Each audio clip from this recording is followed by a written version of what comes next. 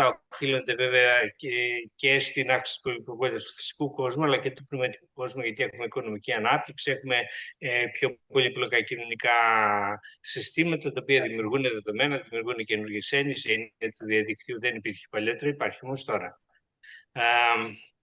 Και βεβαίως έχουμε αντανάκλαση αυτών εδώ πέρα των πραγμάτων μετά στο φυσικό κόσμο και το ανάποδο μπορείς να πεις, γιατί όλοι αυτά τα δεδομένα, η πληροφορία και οι έννοιες για να κυκλοφορήσουν χρειάζονται επικοινωνίες, γίνονται μέσα των κοινωνικών μέσων τώρα πια. Και βέβαια υπάρχει το ερώτημα του γιατί αυξάνει η πολυπλοκότητα του κόσμου. Εγώ τουλάχιστον δεν ξέρω καμία απάντηση σε αυτό εδώ. Ξεκινάει από το γεγονός ότι ο άνθρωπος για βιολογικούς λόγους πρέπει να υπηρετήσει την ομοιόσταση και έχει ανάγκες επιβίωσης, και για να γίνει αυτό το πράγμα αυξάνουμε την πολυπλοκότητα. Η οικονομία μας, η καπιταλιστική οικονομία, στηρίζεται στον ανταγωνισμό, και στον ανταγωνισμό ζουν οι πιο δυνατοί, οι πιο μεγάλοι, οι πιο πολύπλοκοι. Άρα και αυτός είναι ένας λόγος για αύξηση πολυπλοκότητας. Αυτά όλα δημιουργούν τεράστια πίεση βέβαια και σε εμάς τους ίδιους και στο περιβάλλον, στα υλικά τα οποία χρειαζόμαστε και στην ενέργεια. Τώρα το ερώτημα είναι, μπορούμε να αντιμετωπίσουμε αυτήν εδώ πέρα την πολυπλοκότητα σαν άνθρωποι? Μάλλον όχι, με την έννοια του ότι το μυαλό μας, όσο και αν έχει τεράστιες πνευματικές δυνατότητες, έχει περιορισμένη χωρητικότητα και μνήμης και ικανότητα συλλογισμών. Άρα υπάρχει ένα όριο, δεν ξέρουμε ποιο είναι αυτό το όριο, σίγουρα υπάρχει. Και αν αυτό το πολλαπλασιάσει με τα δισεκατομμύρια των ανθρώπων, έχουμε και όριο και από εκεί. Γιατί η συλλογική γνώση, η συλλογική ευφυΐα είναι συνάρτηση του αριθμού των ατόμων που συμμετέχουν στον παγκόσμιο πληθυσμό. Μπορούμε να σταματήσουμε την αύξηση της πολυπλοκότητας? Αυτό δεν ξέρουμε γιατί ξεκινάει η αύξηση της πολυπλοκότητας. Δεν μπορούμε να απαντήσουμε στο ερώτημα. Κατά πάσα πιθανότητα δεν σταματάει αυτή εδώ πέρα η διαδικασία. Άρα το μόνο το οποίο μπορούμε να κάνουμε είναι να χειριστούμε αυτή την αύξηση της πολυπλοκότητας όσο μπορούμε. Τώρα, ο ισχυρισμός τον οποίο θα μπορούσα να πω είναι ότι η ανάλυση δεδομένων, οι επιστήμες πληροφορίας και η τεχνητή νοημοσύνη τελευταία είναι απλά η δικιά μας απάντηση, η απάντηση της ανθρωπότητας δηλαδή, στην αύξηση πολυπλοκότητας του κόσμου. Μας βοηθάει σε συνδυασμό με το hardware το οποίο έχουμε να χειριστούμε τα δεδομένα, τα οποία μαζεύουμε αυτή τη στιγμή που αυξάνονται εκθετικά. Τώρα όσον αφορά τη γνώση και την παραγωγή της, εκεί έχουμε προβλήματα, γιατί το ανθρώπινο μυαλό έχει περιορισμένη χωρητικότητα και η ανθρώπινη μνήμη επίσης. Έχουμε επίσης περιορισμούς σε θέματα παραγωγής γνώσης, η οποία γίνεται χειροκίνητη αυτή τη στιγμή, και κάπου εκεί βρισκόμαστε. Τώρα, ποια είναι η απάντηση η δικιά μας στην αύξηση πολυπλοκότητας του κόσμου? Είναι αυτό το οποίο θα έλεγα η επιστήμη και η μηχανική της τεχνητής νοημοσύνης, και ουσιαστικά είναι ένας διεπιστημονικός κλάδος ο οποίος φτιάχνει τεχνητά συστήματα τα οποία προσπαθούν να μιμηθούν την ανθρώπινη ευφυΐα και την ανθρώπινη διάδραση με τον κόσμο. Αυτό γινόταν μέχρι πριν 10 χρόνια. Τώρα πια η τεχνητή νοημοσύνη αυξάνει και την ίδια την πολυπλοκότητα του κόσμου, με την έννοια του ότι παράγει καινούριους κόσμους, καινούργια δεδομένα. Είτε αυτά τα δεδομένα είναι ψεύτικα, είτε είναι αντικείμενα βαθιάς τέχνης, είναι καινούργια πράγματα. Αυτό δεν γινόταν μέχρι πριν 10 χρόνια, λίγο πολύ, γίνεται τώρα όμως. Κλασικά η τεχνητή νοημοσύνη έχει την μηχανική μάθηση και την συμβολική τεχνητή νοημοσύνη. Η συμβολική τεχνητή νοημοσύνη, παρότι ξεκίνησε πρώτη, δεν περπάτησε. Αντίθετα, όταν λέμε συμβολική τεχνητή νοημοσύνη, εννοούμε μηχανική μάθηση. Και υπάρχουν και άλλα αντικείμενα τα οποία είναι κοντά στην τεχνητή νοημοσύνη, όπως η ρομποτική, για παράδειγμα, ή η θεωρία δικτύων, που η ειδική περίπτωση αυτή είναι στην θεωρία του διαδικτύου. Και γενικώς είναι χρήσιμη στο να αναλύουμε δεδομένα. Μπορείς να πεις δηλαδή ουσιαστικά το αντικείμενο της τεχνητής νοημοσύνης είναι η ανάλυση δεδομένων, τίποτα άλλο. Καταρχήν τουλάχιστον.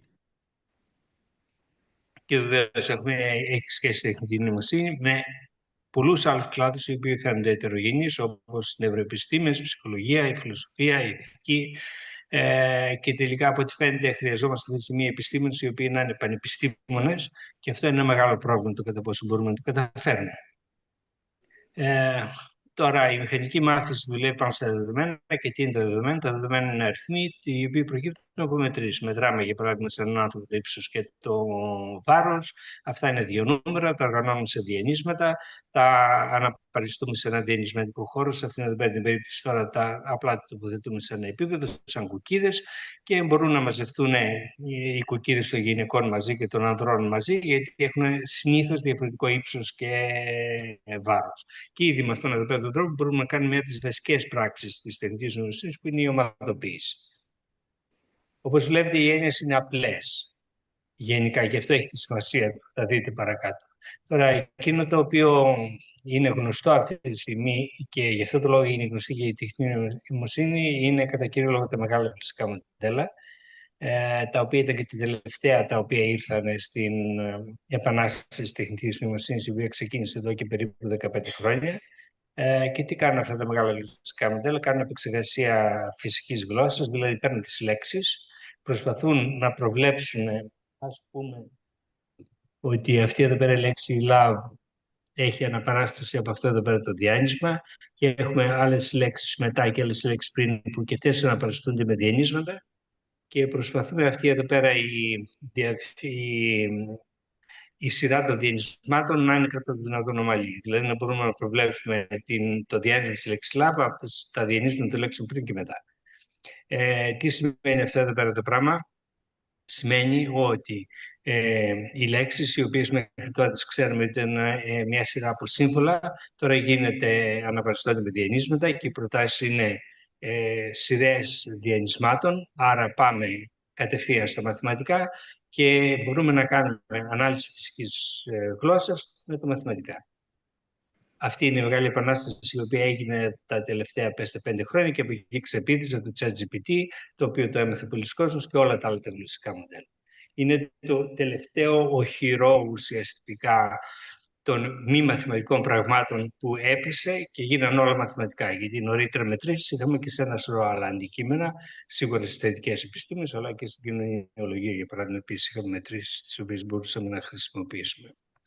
Τώρα, τι σημαίνει αυτό το πράγμα? Εφόσον τα μετρέπουμε όλους τους αριθμούς, όλες οι επιστήμες ουσιαστικά μαθηματικοποιούνται στον ένα βαθμό ή στον άλλο. Και δεν είναι δυνατόν να μιλάς αυτή τη στιγμή και να λες ότι θα κάνεις έρευνα σε μια επιστήμη, για παράδειγμα στη γλωσσολογία, αν δεν το καταλαβαίνεις αυτό το πράγμα. Και τώρα δεν μιλάμε για μια επιφανειακή κατανόηση πραγμάτων, δηλαδή αν θα πάρω και ένα μάθημα στατιστικής, θα πάρω και ένα μάθημα προγραμματισμού και τελείωσα.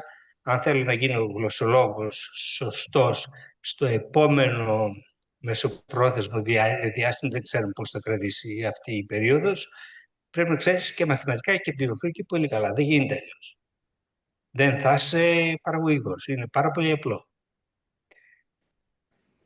Και το ερώτημα είναι πώς μπορεί να γίνει αυτό εδώ πέρα το πράγμα και αν είναι δυνατόν να γίνει.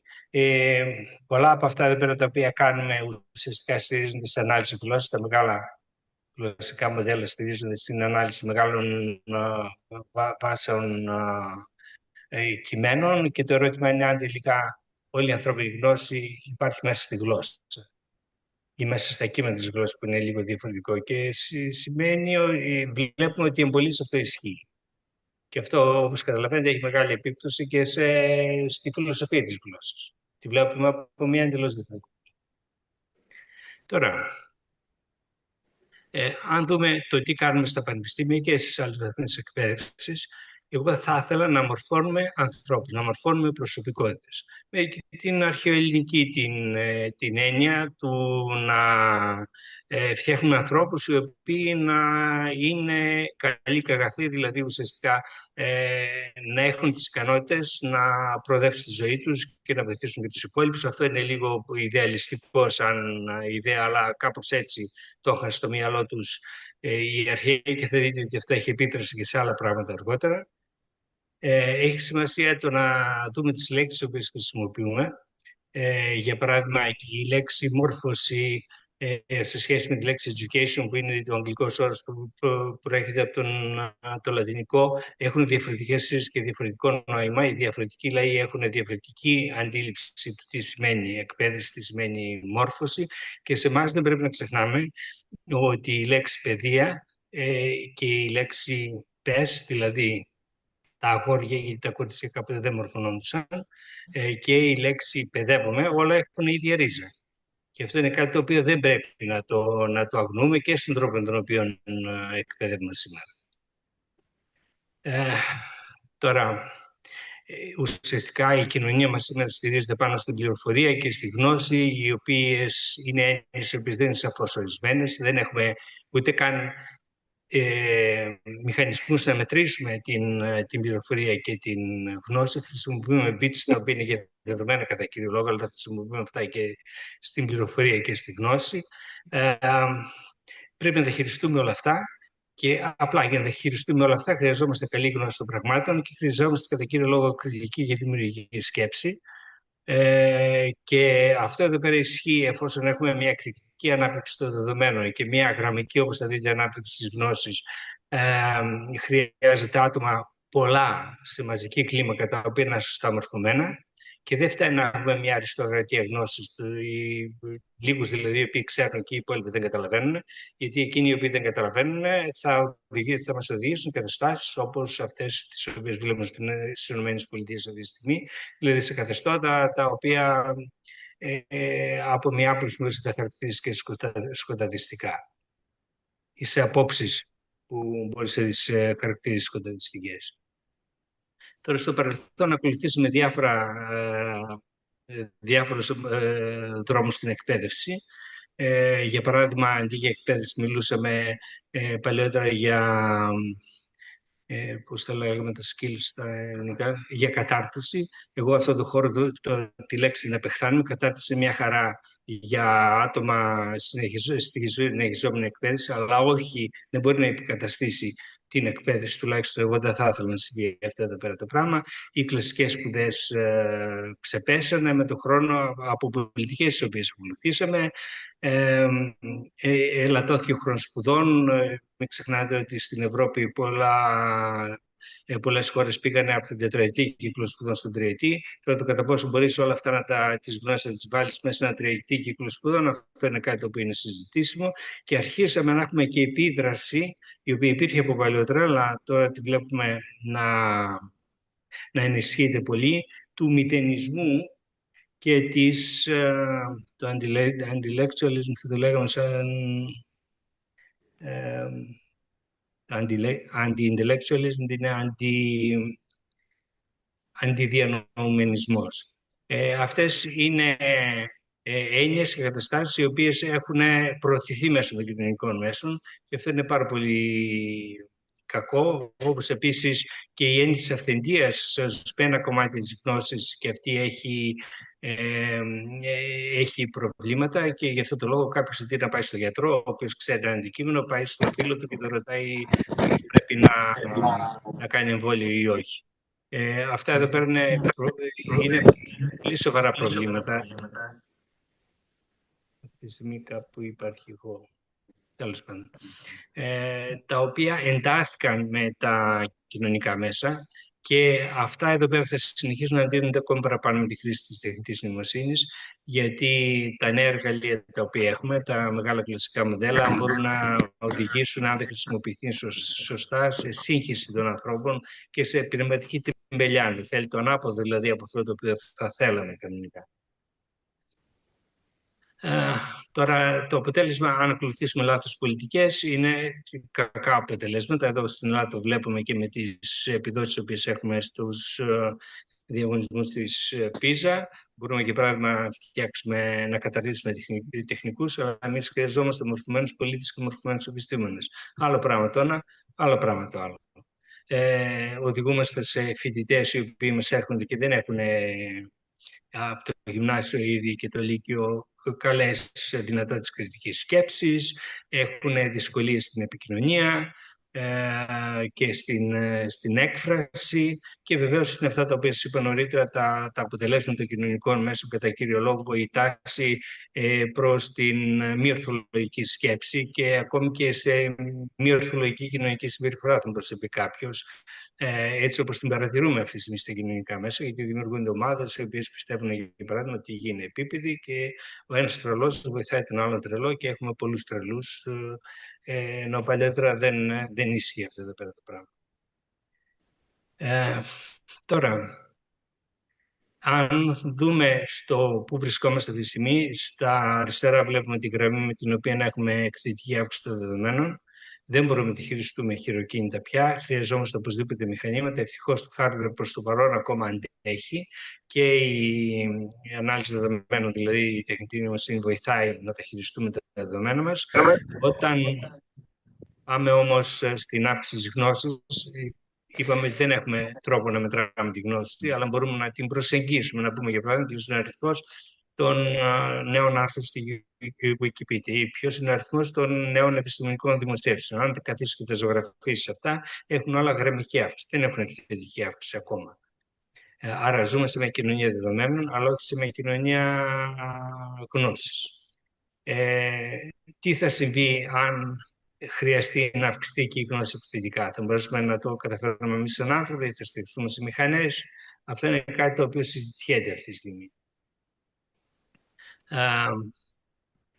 Όπως και να το κάνουμε, εμείς χρειαζόμαστε για να χειριστούμε τα δεδομένα, την πληροφορία και τη γνώση όσο δυνατόν πιο μορφωμένους ανθρώπους. Και δεν χρειαζόμαστε λίγους. Χρειαζόμαστε πάρα πολλούς. Χρειαζόμαστε όλον τον πλανήτη να είναι μορφωμένος. Αλλιώς, ούτε τη γνώση η οποία μας χρειάζεται για να χειριστούμε τον ακόμα πιο πολύπλοκο κόσμο θα την έχουμε, θα την παράγουμε και δεν θα μπορούμε να τη μεταδώσουμε και στην καινούργια γενιά. Όταν οι νέοι άνθρωποι αντί να μορφωθούν, να πάνε και γίνονται ηλεκτρολόγοι, για παράδειγμα, υδραυλικοί, ότι έχω κανένα πρόβλημα στους υδραυλικούς, αλλά υπάρχει τέτοια τάση εξαιτίας της τεχνικής νοημοσύνης αυτή τη στιγμή. Αυτό σημαίνει ότι έχουμε λιγότερα άτομα τα οποία μπορούν να χειριστούν την παραγωγή και την μετάδοση της γνώσης. Και τι θα γίνει αν αυτό εδώ πέρα γίνει σε μαζική κλίμακα? Αυτό το οποίο έγινε στα τέλη, στις αρχές του Μεσαίωνου, δηλαδή τον 5ο-6ο αιώνα μετά Χριστόν, όταν η αρχαία γνώση δεν μεταφέρθηκε από τη Ρωμαϊκή Αυτοκρατορία στα κράτη τα οποία προέκυψαν από τη Ρωμαϊκή Αυτοκρατορία και μετά είχαμε 1000 χρόνια σκοταδισμού. Υπάρχει ένας υπαρκτός κίνδυνος να έχουμε τέτοια προβλήματα αν δεν τα χειριστούμε σωστά. Άρα χρειαζόμαστε εμείς άτομα, χρειαζόμαστε φυσικά κατά τη γνώμη μου μορφωμένους πολίτες και μορφωμένους επιστήμονες, οι οποίοι να έχουν κριτική σκέψη, καλές ικανότητες επικοινωνίας, να έχουν φαντασία, να έχουν επίσης συναισθηματική ευφυΐα, κοντολογίες. Χρειαζόμαστε υπερανθρώπους. Το κατά πόσο αυτό εδώ πέρα είναι δυνατό ή όχι, αυτό είναι κάτι το οποίο μπορούμε να το συζητήσουμε. Αλλά οπωσδήποτε χρειαζόμαστε άτομα με αυξημένες ικανότητες σε σχέση ακόμη και αν το συγκρίνουμε με τον μέσο άνθρωπο ή τον πληθυσμό, τον παγκόσμιο πληθυσμό τον οποίο έχουμε αυτή τη στιγμή. Και δεν φτάνει, επαναλαμβάνω, να πάμε σε μια κοινωνία 1/3, 2/3, όπου το 1/3 τα καταλαβαίνει τα πράγματα, την τεχνολογία και κερδίζει από αυτήν, και οι υπόλοιποι δεν καταλαβαίνουν, μένουν πίσω, φοβούνται. Αυτό απλώς δεν μπορεί να προχωρήσει. Πρώτα απ' όλα γιατί χρειαζόμαστε τα μυαλά όλων, κατά τη γνώμη μου, όπως σας είπα νωρίτερα.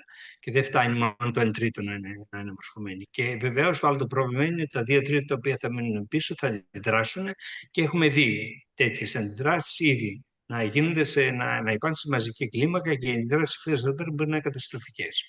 Όπως είναι, για παράδειγμα, η αλλαγή στην πολιτική για το κλίμα στις ΗΠΑ, όπου μια ολόκληρη περιοχή αυτή τη στιγμή η έρευνα ουσιαστικά έχει σταματήσει.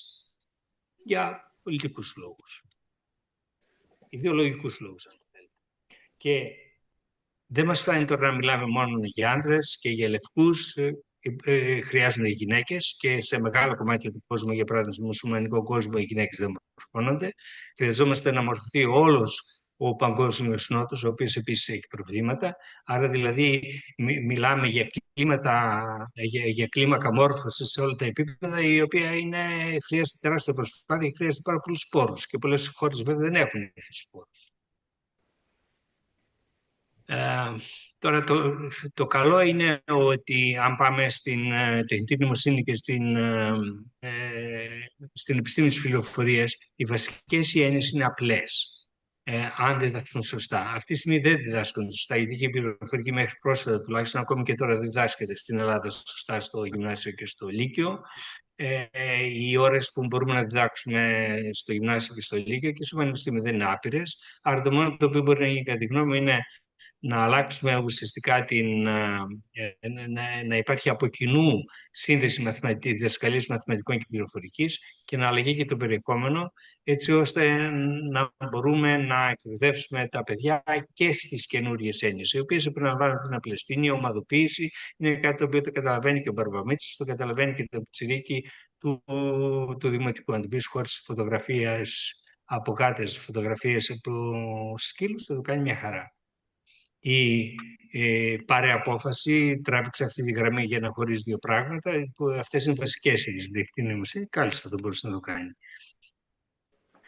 Ουσιαστικά δηλαδή χρειαζόμαστε να αναπτύξουμε μαθηματική αλγοριθμική σκέψη σαν μέρος της κριτικής σκέψης. Δεν χρειαζόμαστε ρομποτάκια. Χρειαζόμαστε άτομα τα οποία έχουν κριτική σκέψη και μέρος αυτής θα να είναι η μαθηματική και η αλγοριθμική σκέψη. Και βέβαια οι επιστήμονες πρέπει να έχουν και μία βάση σε ένα σωρό αντικείμενα, όπως για παράδειγμα ηθική, νομικές επιπτώσεις, κοινωνικές επιπτώσεις όλων αυτών των τεχνολογιών. Είμαστε ευτυχείς στην Ελλάδα γιατί με τις κλασικές σπουδές έχουμε μεγαλύτερη επαφή από τις άλλες χώρες, αλλά και εκεί θα μπορούσαν να γίνουν πολύ περισσότερα πράγματα. Τώρα, αν πάμε στην τεχνητή νοημοσύνη σε πανεπιστημιακό επίπεδο, το ερώτημα είναι, πρώτα απ' όλα ξεκινάμε από την επιστήμη της πληροφορικής, την μηχανική της πληροφορικής, που παραδοσιακά αυτά διδάσκονται σε τμήματα πληροφορικής, σε τμήματα ηλεκτρομηχανικών και μηχανικών υπολογιστών. Η παλιά προσέγγιση προς την τεχνητή νοημοσύνη είναι ότι διδάσκουμε την τεχνητή νοημοσύνη και η μηχανική μάθηση σε μεταπτυχιακό επίπεδο. Και αυτό δουλεύει μια χαρά με την έννοια ότι έχεις αυτό που λέμε στα ελληνικά generals, δηλαδή γενικούς ηλεκτρολόγους μηχανικούς ή γενικούς πληροφορικάρες, τους οποίους μετά τους ειδικεύεις στην τεχνητή νοημοσύνη. Αυτό όμως, σαν μεθοδολογία, όπως το δείτε, δεν περπάτησε. Γιατί μπαίνει κατευθείαν το ερώτημα, είναι η τεχνητή νοημοσύνη νέα επιστήμη? Δεν είναι νέα επιστήμη. Έχει ουσιαστικά την ίδια μεθοδολογία με την πληροφορική. Χειρίζεται τα ίδια πράγματα με την πληροφορική. Αλλά γιατί όμως γίνονται όλα αυτά τα προγράμματα σπουδών σε όλον τον κόσμο? Αυτό είναι ένα ερώτημα το οποίο είναι εύλογο να το δούμε. Σίγουρα όμως στην τεχνητή νοημοσύνη, εκτός από τα κλασικά αντικείμενα της πληροφορικής, πρέπει να δούμε και άλλα αντικείμενα. Πρέπει να δούμε την διεπιστημονικότητα, την οποία δεν τη χειριζόμαστε στην πληροφορική. Για παράδειγμα, πρέπει να έχουμε επαφή ή μαθήματα από νευροεπιστήμες, από ψυχολογία, από κοινωνιολογία, γιατί αυτά εδώ πέρα είναι εργαλεία, αυτές οι γνώσεις, για να κάνει σωστά συστήματα τεχνητής νοημοσύνης. Και βέβαια, πολύ ωραία μπορείς να πεις, η τεχνητή νοημοσύνη είναι ένας διεπιστημονικός κλάδος. Ο κίνδυνος τον οποίο έχεις τότε είναι να τα βλέπεις όλα σε ένα επιφανειακό επίπεδο, να μην παίρνεις σε τίποτα από αυτά σε βάθος και τελικά να μείνεις σε γνώσεις κανενός από τα υποαντικείμενα για τα οποία συζητάμε. Αυτό είναι κάτι το οποίο πρέπει να το προσέξουμε. Αν δούμε τώρα το πόσο αυξάνονται οι σπουδές πληροφορική, θα δείτε ότι έχουμε μια γραμμική αύξηση. Για παράδειγμα, στις ΗΠΑ και στον Καναδά. Αν τώρα δούμε ποια είναι η εξέλιξη των σπουδών στην τεχνητή νοημοσύνη, θα δείτε ότι είναι εκθετική. Δηλαδή, ενώ εδώ έχουμε γραμμική αύξηση μόνον των σπουδών πληροφορικής, έχουμε εκθετική αύξηση των σπουδών στην τεχνητή νοημοσύνη.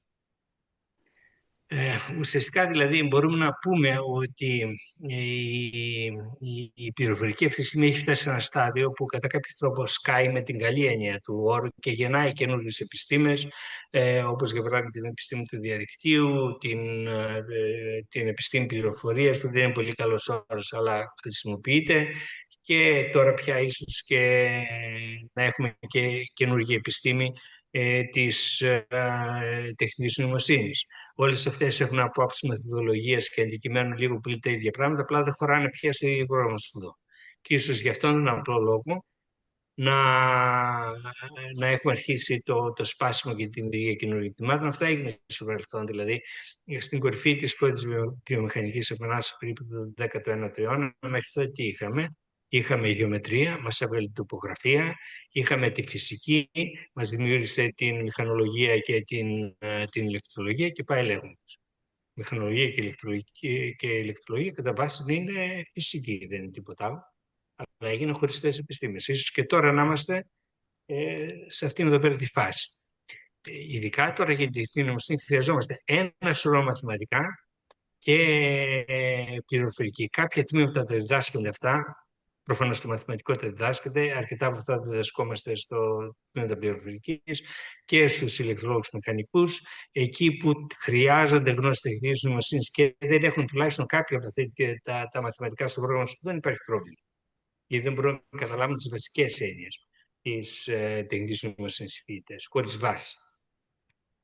Και βεβαίως από την άλλη χρειαζόμαστε και γνώσεις φιλοσοφίας, γνώσεις ηθικής, πολλά από τα στραβά τα οποία έγιναν στα κοινωνικά μέσα και στην τεχνητή νοημοσύνη, και είναι πολλά τα στραβά τα οποία έγιναν ειδικά στα κοινωνικά μέσα. Ξεκινάμε από το γεγονός ότι οι εταιρείες θέλουν να βγάλουν λεφτά και γι' αυτό το λόγο σχεδίασαν τα προϊόντα τους έτσι όπως τα σχεδίασαν.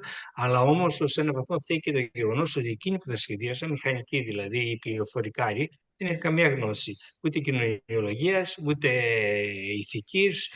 Φτιάχνουν πράγματα τα οποία πουλάνε. Μέχρι εκεί. Αυτός μέχρι σε ένα σημείο φτάνει, αλλά δεν μπορεί να μας οδηγεί στα παρατράγουδα τα οποία βλέπουμε σήμερα στα κοινωνικά μέσα. Και τελικά τι χρειαζόμαστε. Χρειαζόμαστε πανεπιστήμονες, μπορούμε να βγάλουμε πανεπιστήμονες. Είναι ένα σοβαρό πρόβλημα αυτό. Θα το δείτε παρακάτω και πώς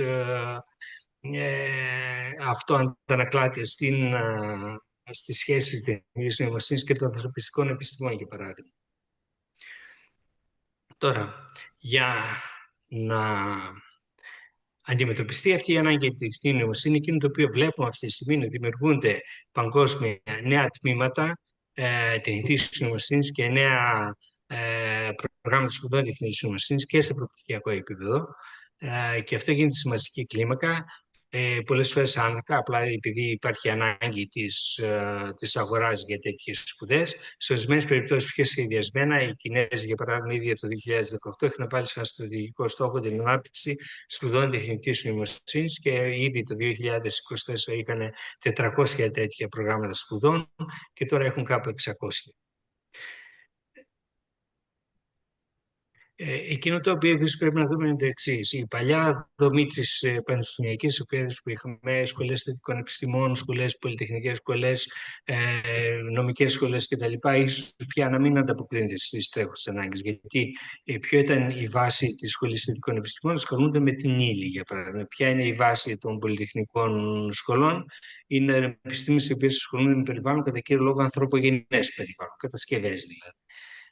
Τώρα πια η έννοια της πληροφορίας από άποψη σημασίας έχει φτάσει στο ίδιο επίπεδο με την έννοια της ύλης και με την έννοια του περιβάλλοντος, άρα πρέπει να τα χειριστείς όλα τα σχετικά αντικείμενα σε μια ενιαία σχολή. Θα μπορούσαμε να την ονομάσουμε σχολή, για παράδειγμα, πληροφορικής επιστήμης και η επιστήμης της και μηχανικής πληροφορίας. Και εκεί πέρα μέσα να είναι τα κλασικά τμήματα της πληροφορικής, το μαθηματικό, η ηλεκτρολόγη μηχανική, αλλά και καινούργια τμήματα, όπως για παράδειγμα επιστήμης διαδικτύου και επιστήμη της τεχνητής νοημοσύνης. Σε αυτόν τον τρόπο, καταλαβαίνετε, για χώρες όπως η Ελλάδα, που έχει αγκυλώσει σε κάποια πράγματα, να πεις ότι εγώ θα σπάσω την πολυτεχνική στα 2, τη σχολή θετικών επιστημών στα 2 και θα φτιάξω μια καινούργια σχολή, αυτό φαντάζει απίθανο. Και ενδεχομένως να είναι και απίθανο, αλλά η δικιά μου γνώμη είναι ότι αυτό είναι ανάγκη. Και σε άλλες χώρες γίνεται. Κάποτε θα γίνει και σε εμάς. Αν όντως είναι ανάγκη, έτσι όπως την καταλαβαίνω. Τώρα, αυτές τις αλλαγές ήδη τις βλέπουμε σε παγκόσμιο επίπεδο και τις βλέπουμε με νούμερα. Εδώ πέρα βλέπετε τις προπτυχιακές σπουδές, το χάρτη των προπτυχιακών σπουδών τεχνητής νοημοσύνης. Υπάρχουν χώρες όπως η Κίνα που ξεκίνησε πρώτη και είναι η πιο δυνατή. Υπάρχουν μικρότερες χώρες οι οποίες τα πήγανε καλά. Η Αμερική δεν τα πήγε πολύ καλά, οι Ηνωμένες Πολιτείες, γιατί είχαν την έννοια του ότι καλύτερα να βγάλουμε, αυτό το είχα ακούσει από συναδέλφους, ας πούμε, στο MIT και σε άλλα πανεπιστήμια, εμείς βγάζουμε γενικούς ηλεκτρόλους μηχανικούς και μετά εξειδικεύονται. Ναι, πολύ ωραία, καλά το κάνετε αυτό εδώ πέρα το πράγμα, αλλά οι άλλοι ήδη σας αφήσανε πίσω και το καταλάβανε αυτό εδώ πέρα και ήδη από το 23 μέχρι το 25 έχουν αρχίσει και εκεί να δημιουργούν τέτοια προγράμματα σπουδών, γιατί είδαν ότι προς τα εκεί πάνε τα πράγματα. Την ίδια λίγο πολύ κατάσταση βλέπουμε και τις μεταπτυχιακές σπουδές στην τεχνητής νοημοσύνης. Ο παγκόσμιος νότος υποφέρει, γιατί εκεί πέρα δεν γίνεται τίποτα. Λατινική Αμερική, για παράδειγμα, Αφρική, υπάρχει μεγάλη υστέρηση. Τώρα, αν καθίσεις και δεις τις χώρες οι οποίες έχουν προπτυχιακές και μεταπτυχιακές σπουδές στην τεχνητή νοημοσύνη, βλέπετε την Κίνα στα αριστερά έχει πιάσει ταβάνι με 600 προγράμματα σπουδών το 25, αλλά υπάρχουν και άλλες χώρες οι οποίες στην μεταξύ τα πήγαν πολύ καλά. Οι Ηνωμένες Πολιτείες ξυπνήσαν και τα πήγαν καλά γιατί έχουν την τεχνολογική και επιστημονική βάση για να τα καταφέρουν και γιατί έχουν και τεράστιες ανάγκες. Η Αγγλία, που παραδοσιακά είναι επιθετική σε θέματα εκπαιδευτικής πολιτικής, τα κατάφερε, αλλά και άλλες χώρες οι οποίες είναι μικρότερες χώρες και πανεπιστήμια τα οποία είναι μικρότερα πανεπιστήμια, και αυτοί τα κατάφεραν καλά, γιατί ακολούθησαν συγκεκριμένη πολιτική. Θα σας δώσω κάποια παραδείγματα. Αυτό βλέπουμε επίσης στην Ευρώπη. Η Αγγλία στην Ευρώπη τα έχει πάει πάρα πολύ καλά, αλλά και άλλες χώρες όπως η Ολλανδία, η Γερμανία, η Ισπανία, η Αυστρία τα πήγαν ικανοποιητικά καλά. Άρα είναι μεγάλες χώρες οι οποίες έχουν επενδύσει στην τεχνητή νοημοσύνη, αλλά είναι και μικρότερες χώρες και μικρότερα πανεπιστήμια τα οποία επίσης επενδύσαν στην τεχνητή νοημοσύνη σε προπτυχιακό και σε μεταπτυχιακό επίπεδο.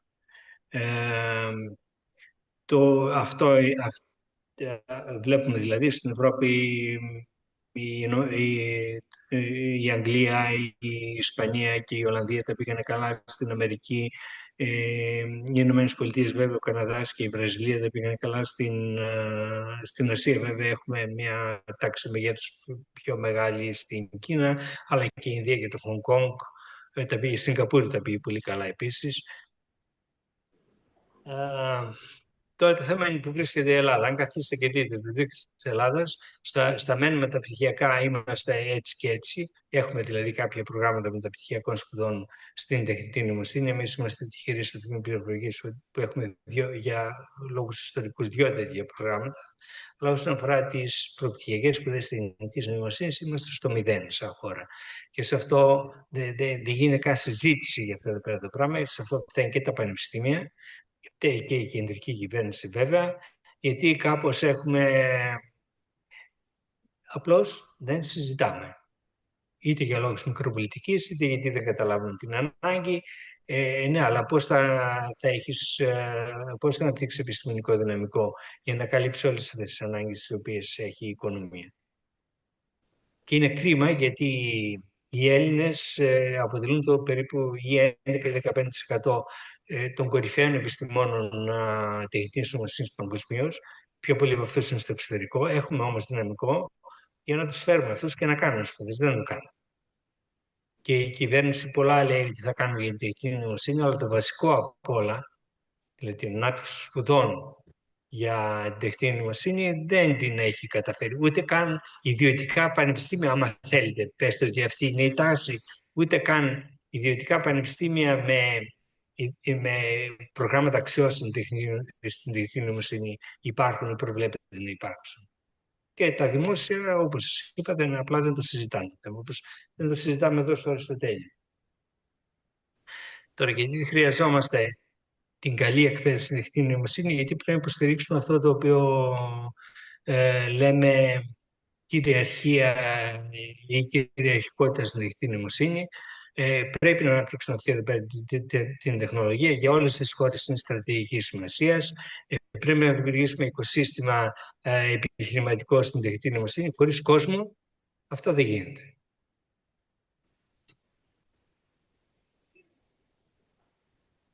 Τώρα το ερώτημα είναι ποιες είναι οι επιπτώσεις της τεχνητής νοημοσύνης επιμέρους στις διάφορες κατηγορίες πανεπιστημιακών σπουδών. Και ξεκινάμε πρώτα απ' όλα από τις ανθρωπιστικές επιστήμες που δέχονται τη μεγαλύτερη επίθεση αυτή τη στιγμή, γιατί χρειάζεται, όπως σας είπα, μαθηματικοποίηση των ανθρωπιστικών επιστημών, και οι συνάδελφοι δυσκολεύονται.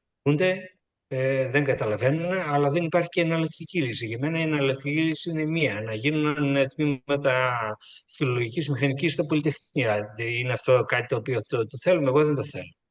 Αυτό όμως σημαίνει ότι πρέπει να αντιδράσουν και οι συνάδελφοι στις φιλοσοφικές σχολές και να κάνουν κάτι. Και αυτή τη στιγμή δεν γίνονται πράγματα. Και μια προσπάθεια που έγινε στην Ελλάδα από κακές συμβουλές, και επειδή δεν συμβουλεύτηκαν εκεί στο Πανεπιστήμιο αυτό τα αντίστοιχα τμήματα της πληροφορικής, πήραν αρκετά λεφτά από την Ευρωπαϊκή Ένωση και αποτέλεσμα δεν βγήκε. Υπάρχουν τέτοια προβλήματα. Πρέπει να στηριχθεί και στο ντόπιο επιστημονικό δυναμικό. Είχε το Πανεπιστήμιο αυτό ένα πολύ καλό τμήμα πληροφορικής, δεν τους ρώτησα. Κάνουν οι φιλόλογοι αυτά που νομίζανε σε συνεργασία με κάποιους του εξωτερικού. Το αποτέλεσμα δεν είναι το αναμενόμενο. Τώρα το ερώτημα είναι ότι είναι δυνατόν να συνδυάσουμε ανθρωπιστικές σπουδές και τεχνητή νοημοσύνη και μαθηματικά. Ούτε αυτό είναι σίγουρο επί της αρχής, αν μπορούμε να το κάνουμε. Γιατί αν καθίσεις και συζητήσεις με συναδέλφους της ψυχολογίας που ασχολούνται με ψυχολογία της εκπαίδευσης, σε μένα τουλάχιστον δεν έδωσαν καθαρή απάντηση. Άλλοι λένε ότι το πρόβλημα είναι βιολογικό, άλλοι λένε ότι το πρόβλημα είναι επίκτητο, δηλαδή πρόβλημα το οποίο θεραπεύεται με την εκπαίδευση. Η διάκριση βέβαια ανάμεσα στις ανθρωπιστικές και τις φυσικές επιστήμες είναι πολύ παλιότερη. Στην αρχαία εποχή ουσιαστικά το καλός και κακαθός σημαίνει ότι εκπαιδεύουμε τα αγόρια για να γίνουν στην καλύτερη περίπτωση καλοί ηγέτες. Δεν τα εκπαιδεύουμε για να μάθουν συγκεκριμένες γνώσεις για να βγάλουν λεφτά. Αυτό ξεκίνησε πολύ αργότερα, ουσιαστικά με τη βιομηχανική επανάσταση και μετά. Άρα υπάρχει ένα υπόβαθρο σε αυτήν την διάκριση. Βεβαίως υπάρχει και το πρόβλημα αυτό το οποίο σας είπα, το κατά πόσον υπάρχουν άτομα τα οποία τα πάνε καλά, ξέρουν ότι υπάρχουν άτομα, μαθητές που τα πάνε καλά στις ανθρωπιστικές επιστήμες και όχι στις θετικές επιστήμες. Αλλά δεν ξέρουμε το πού οφείλεται αυτό το πράγμα, αν έχει βιολογική βάση, αν έχει σχέση με τη δομή της εκπαίδευσής μας. Αν πει σε κάποιους της εκπαιδευτικής φιλοσοφίας ότι ίσως να έχει βιολογική βάση, θα σου πούνε ότι ξέρεις αυτό εδώ πέρα δεν είναι σωστό, ότι δεν είναι πολιτικά ορθό, μα δεν είναι εκεί το θέμα. Το θέμα είναι να μετρήσουμε τα πράγματα και να πάρουμε μια απόφαση. Τι είναι έτσι, είναι αλλιώς. Άμα έχει βιολογική βάση, τι να κάνουμε, θα δούμε τι θα κάνουμε. Εν πάση περιπτώσει, δεν θα πάμε να λύσουμε και προβλήματα που είναι άλυτα. Αν έχει όμως επίκτητη βάση, σημαίνει ότι μετά από 10 χρόνια να διοργανώσουμε τις βασικές και τις μέσες σπουδές, υπάρχει ελπίδα αυτή εδώ πέρα η διάκριση να σβήσει. Δεν ξέρουμε όμως τι ακριβώς γίνεται. Και βεβαίως οι ανθρωπιστικές επιστήμες δέχονται επίθεση από τα μεγάλα γλωσσικά μοντέλα κατά κύριο λόγο, γιατί πρέπει να καταλάβουν μαθηματικά για να κάνουν έρευνες εδώ πέρα το αντικείμενο. Παλιά, για παράδειγμα, αν ήσουν γλωσσολόγος, έπρεπε να ξέρεις γραμματική, να ξέρεις συντακτικό, να ξέρεις ετυμολογία, να ξέρεις, για παράδειγμα, κάποιες γλώσσες. Αυτές ήταν αρκετές γνώσεις για να γίνεις ένας καλός γλωσσολόγος. Δεν φτάνει πια. Μεσοπρόθεσμα. Τώρα, πότε αυτό το κύμα της μαθηματικοποίησης πόσο θα κρατήσει, θα είναι κάτι που δεν το ξέρουμε. Μπορεί να κρατήσει δεκαετίες, μπορεί να κρατήσει λίγα χρόνια. Εγώ νομίζω ότι θα κρατήσει δεκαετίες.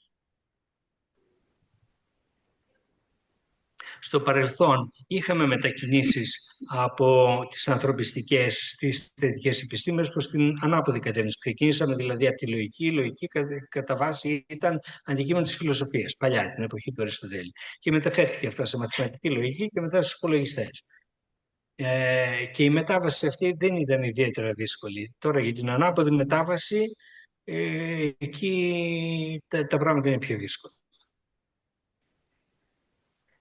Τι θα μπορούσε να γίνει κατά την άποψή μου σε φιλοσοφικές σχολές και γενικά στις ανθρωπιστικές επιστήμες έπρεπε να γίνουν τμήματα, ονομάστε τα όπως θέλετε.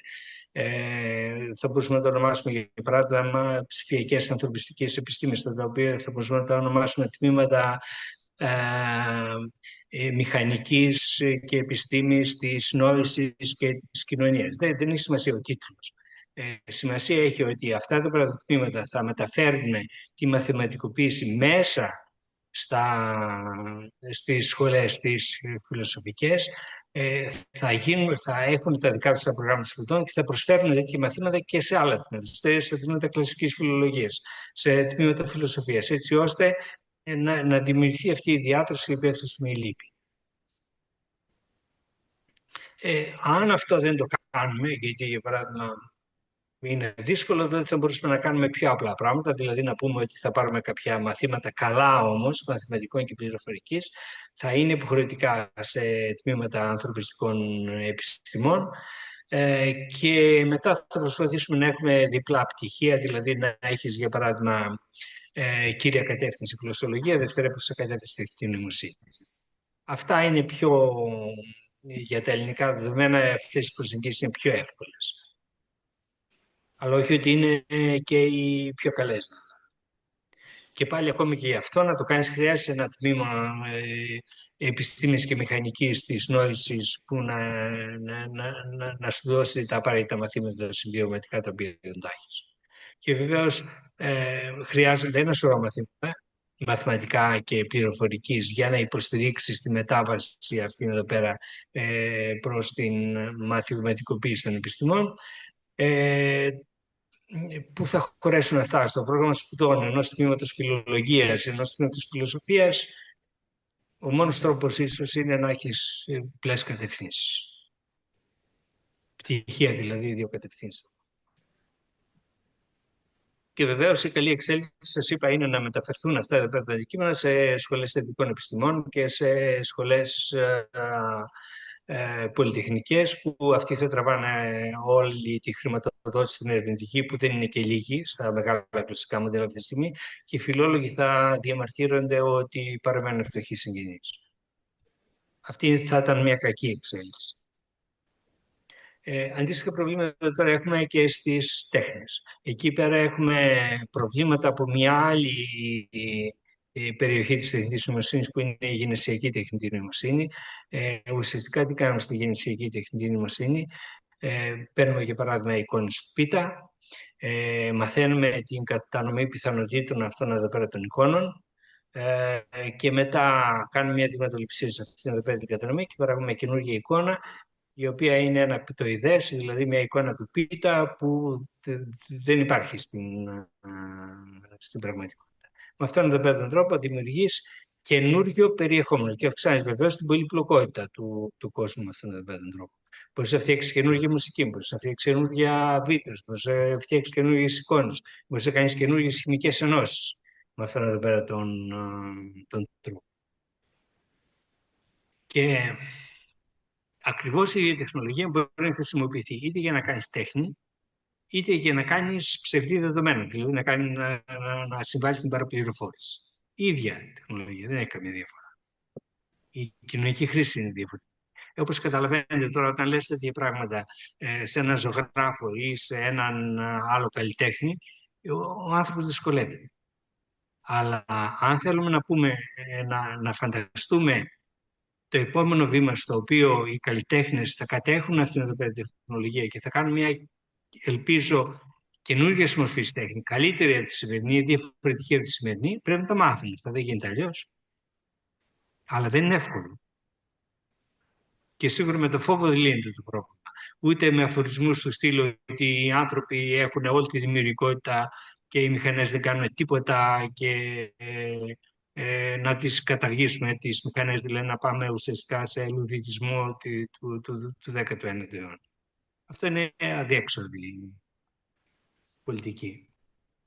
Στην ιατρική έχουμε αντίστοιχα προβλήματα και στις βιολογικές επιστήμες, αλλά εκεί είναι πιο διαχειρίσιμα τα προβλήματα, γιατί λίγο πολύ όσοι πάνε στη βιολογία, όσοι πάνε στη ιατρική, σε άλλες τέτοιες, ξέρουν λίγο από μαθηματικά, ξέρουν από χημεία, ξέρουν από φυσική, είναι πιο εύκολο, πιο διαχειρίσιμο το πρόβλημα. Αλλά και εκεί πέρα θα μπορούσαν να γίνουν τμήματα, μπορείς να το ονομάσεις βιοεπιστήμης και βιο-παύλα μηχανικής, που ουσιαστικά θα είναι εξέλιξη του biomedical engineering, θα είναι μέσα για παράδειγμα και αντικείμενα γενετικής μηχανικής, συστημικής βιολογίας, και αυτά εδώ πέρα τα τμήματα να σερβίρουν μετά αντίστοιχα μαθήματα στους βιολόγους ή στους γιατρούς ή στους κτηνίατρους. Το πρόβλημα είναι σχετικά πιο διαχείριστο.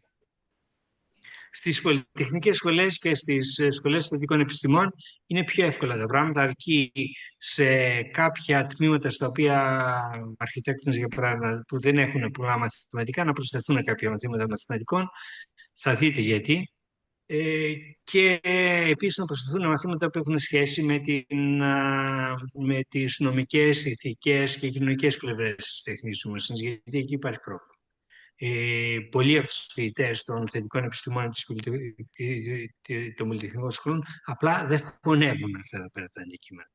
Ναι, αλλά δεν γίνεται. Στο τέλος φτιάχνουμε με αυτήν εδώ πέρα τη λογική τερατουργήματα και υποφέρουμε μετά χρησιμοποιώντας αυτά τα τερατουργήματα με τη μορφή κοινωνικών μέσων ή άλλων τεχνολογιών.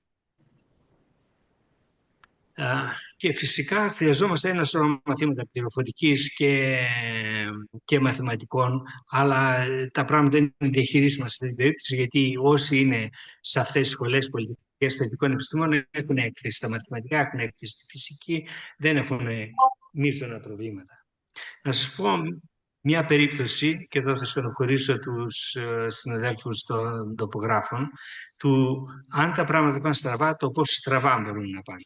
Όταν ήμουν φοιτητής, πριν από πολλά χρόνια, καμιά φορά διαμαρτυρόμασταν τι θέλουμε την εντοχή υλικών. Η εντοχή υλικών όμως έχει μετά αποδείχθει ότι έχει σχέση με τη σχεδιοκίνηση, το animation που λέμε τι χρειαζόμαστε την προβολική γεωμετρία. Ευτυχώς δεν είχαμε προβολική γεωμετρία στους ηλεκτρολόγους, αλλά είχαν όμως τοπογράφοι, είχαν και οι αρχιτέκτονες. Τι σημαίνει αυτό εδώ πέρα το πράγμα? Σημαίνει ότι μπορούσαν να κάνουν κάτι. Ναι, κάναν φωτογραμμετρία, σχεδιάζαν καλά οι αρχιτέκτονες. Το κατά πόσον αυτό εδώ πέρα το φέρναν σε αναλυτική μορφή στα προγράμματα σπουδών, αυτό δεν το ξέρω, αυτό το ξέρετε εσείς καλύτερα. Αλλά τελικά αποδεικνύεται ότι αν έχεις για παράδειγμα ένα αντικείμενο, πέστε τον λευκό πύργο. Ο λευκός ο πύργος, θα σας υποθέσουμε ότι είναι εκεί που είναι οι κόκκινες κύδες. Έχω το εδώ πέρα. Και βάζεις τη φωτογραφική μηχανή και τραβάς 3 φωτογραφίες από τον λευκό πύργο ή τραβάς 100 φωτογραφίες από τον λευκό πύργο. Και θες από αυτές τις φωτογραφίες να βγάλεις το τρισδιάστατο μοντέλο του λευκού πύργου. Αυτό περιγράφεται πολύ καλά μαθηματικά. Δεν χρειάζεται να καταλάβετε τα μαθηματικά τα οποία σας δείχνω τώρα, αλλά αν ξέρεις από ομογενείς συντεταγμένες και προβολική γεωμετρία, τότε ουσιαστικά βρίσκοντας έναν πίνακα, εκτιμώντας έναν πίνακα και εκτιμώντας και τα τρισδιάστατα σημεία τα οποία βλέπετε εδώ πέρα από την μονή βλατάτων, φτιάχνεις το τρισδιάστατο μοντέλο της μονής βλατάτων. Και όχι μόνο αυτό, αλλά μπορείς να καταλάβεις και από πού ακριβώς τράβηξε τη φωτογραφία. Αν έχεις φωτογραφίες τουριστών από, για παράδειγμα, τον Παρθενώνα, μπορείς ακριβώς να καταλάβεις από πού κάθε τουρίστας τράβηξε τη φωτογραφία και τι φωτογραφική μηχανή μάλιστα είχε. Χοντρά στα λέω. Ποιο είναι το αποτέλεσμα αυτής της ιστορίας? Αυτοί οι οποίοι είδαν αυτό το πρόβλημα, σαν πρόβλημα αναλυτικό, ανάλυσης και βελτιστοποίησης, φτιάξαν αυτό το οποίο ονομάζουν structure of motion, το οποίο είναι ένα μεγάλο κομμάτι της υπολογιστικής ώρας αυτή τη στιγμή, και αυτό έγινε από πληροφορικά τους. Το αποτέλεσμα είναι ότι οι τοπογράφοι χάσανε ένα ολόκληρο αντικείμενο, το οποίο μεταφέρθηκε στην πληροφορική. Απλά γιατί δεν μπόρεσαν να κεφαλαιοποιήσουν έγκαιρα τις γνώσεις τους, τις οποίες είχαν παραδοσιακά. Αυτά τα κάνανε οι τοπογράφοι εδώ και τουλάχιστον 100 χρόνια. Βλέπετε ότι αν στραβώσει το πράγμα, για ορισμένες επιστήμες μπορεί να στραβώσει πάρα πολύ άσχημα. Και δεν είναι το μόνο παράδειγμα αυτό. Για παράδειγμα, η μαθηματική, δεν ξέρω αν είναι κανένας μαθηματικός εδώ πέρα, είναι οι μόνιμοι χαμένοι. Δεν κατάλαβαν τι γίνεται με την πληροφορική το 1960 περίπου, χάσαν ολόκληρη την πληροφορική. Δεν κατάλαβαν ότι η τεχνητή νοημοσύνη ουσιαστικά δεν είναι τίποτα άλλο, ειδικά η μηχανική μάθηση δεν είναι τίποτα άλλο παρά εφαρμοσμένη στατιστική. Χάσαν ολόκληρη την τεχνητή νοημοσύνη. Προσπαθούν οι άνθρωποι σε ορισμένα τμήματα μαθηματικών κάτι να κάνουν και σε ορισμένε περιπτώσει τα θεωρητικά τα πάνε καλά, αλλά μην έχοντας επαφή με την πραγματικότητα, δεν ξέρουν τα προβλήματα και βεβαίω μένουν πίσω. Μένουν πίσω απλώ επειδή δεν ξέρουν τα προβλήματα για να φέρνουν σε μαθηματική μορφή και μετά να αναπτύξουν και τη θεωρία την αντίστοιχη. Λοιπόν, το τελευταίο το οποίο ήθελα να σας πω είναι αυτό το οποίο συνήθως συναντάτε, γιατί συνήθως είπαμε όταν ο κόσμος μιλάει για τεχνητή νοημοσύνη, μιλάει για τα μεγάλα γλωσσικά μοντέλα. Τα μεγάλα γλωσσικά μοντέλα ουσιαστικά βοήθησαν πάρα πολύ στο να γίνει γνωστή η τεχνητή νοημοσύνη και τώρα πια έχουμε αρχίσει και τα χρησιμοποιούμε στην εκπαίδευση για τα καλά. Τα χρησιμοποιούμε και εμείς και οι φοιτητές μας. Είναι πολύ καλά στο να δίνουν απαντήσεις πάνω σε γνώση η οποία είναι γνώση δεδομένων. Ρωτάς δηλαδή για παράδειγμα ποιο είναι το ύψος του Ολύμπου, θα σου το πει κατά πάση πιθανότητα σωστά.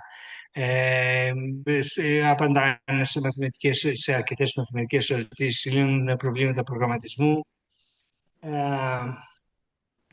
Και αν πήρας ένα μάθημα υπολογιστικής όρασης που κάνουν τις εξετάσεις, τις βαθμολόγησαν τους φοιτητές και μετά τις ερωτήσεις κάνουν στο ChatGPT και το ChatGPT είναι εδώ πέρα, τα πήγε λίγο καλύτερα από τους μέσους φοιτητές και στην άλλη περίπτωση ένα άλλο μάθημα τα πήγε καλύτερα από τον μέσο φοιτητή. Γενικώς τέτοια εργαλεία μπορούν να τα πάνε καλά στα μαθηματικά, αλλά καμιά φορά σε απλές μαθηματικές σκέψεις του στυλ ένα και ένα κάνει δύο, μπορεί να βλέπεις να σου δίνουν λάθος απάντηση. Βέβαια αυτά σιγά σιγά διορθώνονται, αλλά γενικά έχουν χρησιμοποιηθεί ακόμη και για να αποδεικνύουν θεωρήματα τέτοια εργαλεία. Έχουν προχωρήσει πολύ. Επίσης έχουν προχωρήσει πάρα πολύ τα εργαλεία προγραμματισμού, τα οποία στηρίζονται σε μεγάλα γλωσσικά μοντέλα και πρόσφατα θα ακούσετε για ένα εργαλείο το οποίο είναι τόσο καλό που άρχισε να βγάζει προγραμματισμού εργαλείο, το οποίο άρχισε να βγάζει τρύπες στα συστήματα ασφάλειας διαφόρων υπολογιστικών συστημάτων και αναγκάστηκαν να περιορίσουν τη χρήση του, για να μην γίνει κακή χρήση του λογισμικού αυτού. Επομένως, μπορούμε να τα χρησιμοποιήσουμε για ένα σωρό πράγματα. Εγώ προσωπικά τα χρησιμοποιώ καμιά φορά, κάνω ερωτήσεις. Σίγουρα τα χρησιμοποιώ για μετάφραση και μετά διορθώνω το μεταφρασμένο κείμενο. Κάνω ερωτήσεις και αν οι απαντήσεις είναι καλές, τις διορθώνω. Και πολύ γρήγορα μπορώ να πάρω πληροφορίες που υπό άλλες συνθήκες θα έπρεπε να φάω ώρες και παλιότερα μέρες. Αλλά το ερώτημα είναι, κάνουν όλη τέτοια χρήση αυτών εδώ των μεγάλων γλωσσικών μοντέλων? Ξέρετε ότι υπάρχουν φοιτητές οι οποίοι απλώς παίρνουν, αντιγράφουν τις απαντήσεις και τις σερβίρουν είτε σαν απάντηση στις εξετάσεις είτε σαν εργασία. Και αυτό εδώ μπορεί να δημιουργήσει μεγάλα προβλήματα γνωσιακά, δηλαδή αντί να αυξηθούν οι γνωστικές μας ικανότητες, κινδυνεύουμε να οδηγηθούμε σε καταστάσεις στις οποίες ελαττώνονται οι γνωστικές ικανότητες των φοιτητών. Και βεβαίως υπάρχουν μεγάλα προβλήματα, τα οποία είναι άλυτα σε παγκόσμιο επίπεδο αυτή τη στιγμή. Ποια θα είναι η επίδραση όλων αυτών των εργαλείων στο να διδάξει μαθηματικά, ακόμη και σε επίπεδο δημοτικού? Αυτά τα έχουν οι μαθηματικοί για παλιότερα, βέβαια. Χρειάζεται να μαθαίνουν τα παιδιά πώς θα κάνουν πολλαπλασιασμούς. Υπάρχουν τέτοια βασικά θέματα. Βεβαίως, μεγάλα προβλήματα έχουν τα τμήματα ξένων γλωσσών. Τι νόημα έχει η μετάφραση σήμερα, όταν έχει τέτοια εργαλεία, και τα τμήματα καλών τεχνών. Αυτά είναι ειδικά προβλήματα σε κάθε επιστήμη που δεν έχουμε απαντήσει πάνω σε αυτά. Βεβαίως το πώς θα χρησιμοποιήσει αυτά εδώ πέρα τα μεγάλα αγγλιστικά μοντέλα στη διδασκαλία. Ουσιαστικά πρέπει να το ρυθμίσει αυτό με κάποιο τρόπο, να έχει κανόνες. Η UNESCO προσπάθησε να βγάλει κάποιους κανόνες, οι οποίοι είναι γενικοί κανόνες του στήλου, ότι πρέπει να επιμορφώσει τους επιμορφωτές. Χαίρομαι πολύ Χερόπουλος. Το πώς δηλαδή θα βγάλει κανόνες που θα του πάρει ένας καθηγητής στο γυμνάσιο ή εμείς ακόμα και θα τους εφαρμόσουμε και θα είναι οι κανόνες αυτοί αποτελεσματικοί, τέτοιοι κανόνες δεν υπάρχουν. Λίγο πολύ στηριζόμαστε αυτή τη στιγμή στην καλή θέληση των φοιτητών, ότι δεν θα κλέψουν. Γιατί αυτά τα οποία κάνουν είναι πολύ δύσκολο να καταλάβεις το κατά πόσο είναι φτιαγμένα από μηχανή ή από άνθρωπο, και να σου δώσει κάποιο ένα γραπτό. Παλιότερα ενδεχομένως μέσα σε 5-10 λεπτά, ένα τέταρτο το διόρθωνες. Τώρα χρειάζεται μισή ώρα για να το διορθώσεις, για να μην πω παραπάνω, και πάλι δεν είσαι σίγουρος ότι η απόφαση την οποία παίρνει είναι σωστή. Βεβαίως η λύση είναι να τα απογορεύσουμε, αλλά αυτό δεν είναι λύση. Η λύση για μένα είναι να τα χρησιμοποιήσουμε αυτά εδώ πέρα τα εργαλεία με τον καλύτερο δυνατό και παραγωγικό τρόπο. Πώς θα το καταφέρουμε αυτό? Ίσως η λύση να ήταν στο να φτιάξουμε πολύ μικρές τάξεις, οι οποίες όπου ο δάσκαλος τους ξέρει τους φοιτητές, τους μαθητές δεν μπορούν να κλέψουν, όπως καταλαβαίνει με τέτοιο τύπου παιδεία είναι πανάκριβη. Και είναι για τους λίγους οι οποίοι μπορούν να πληρώσουν.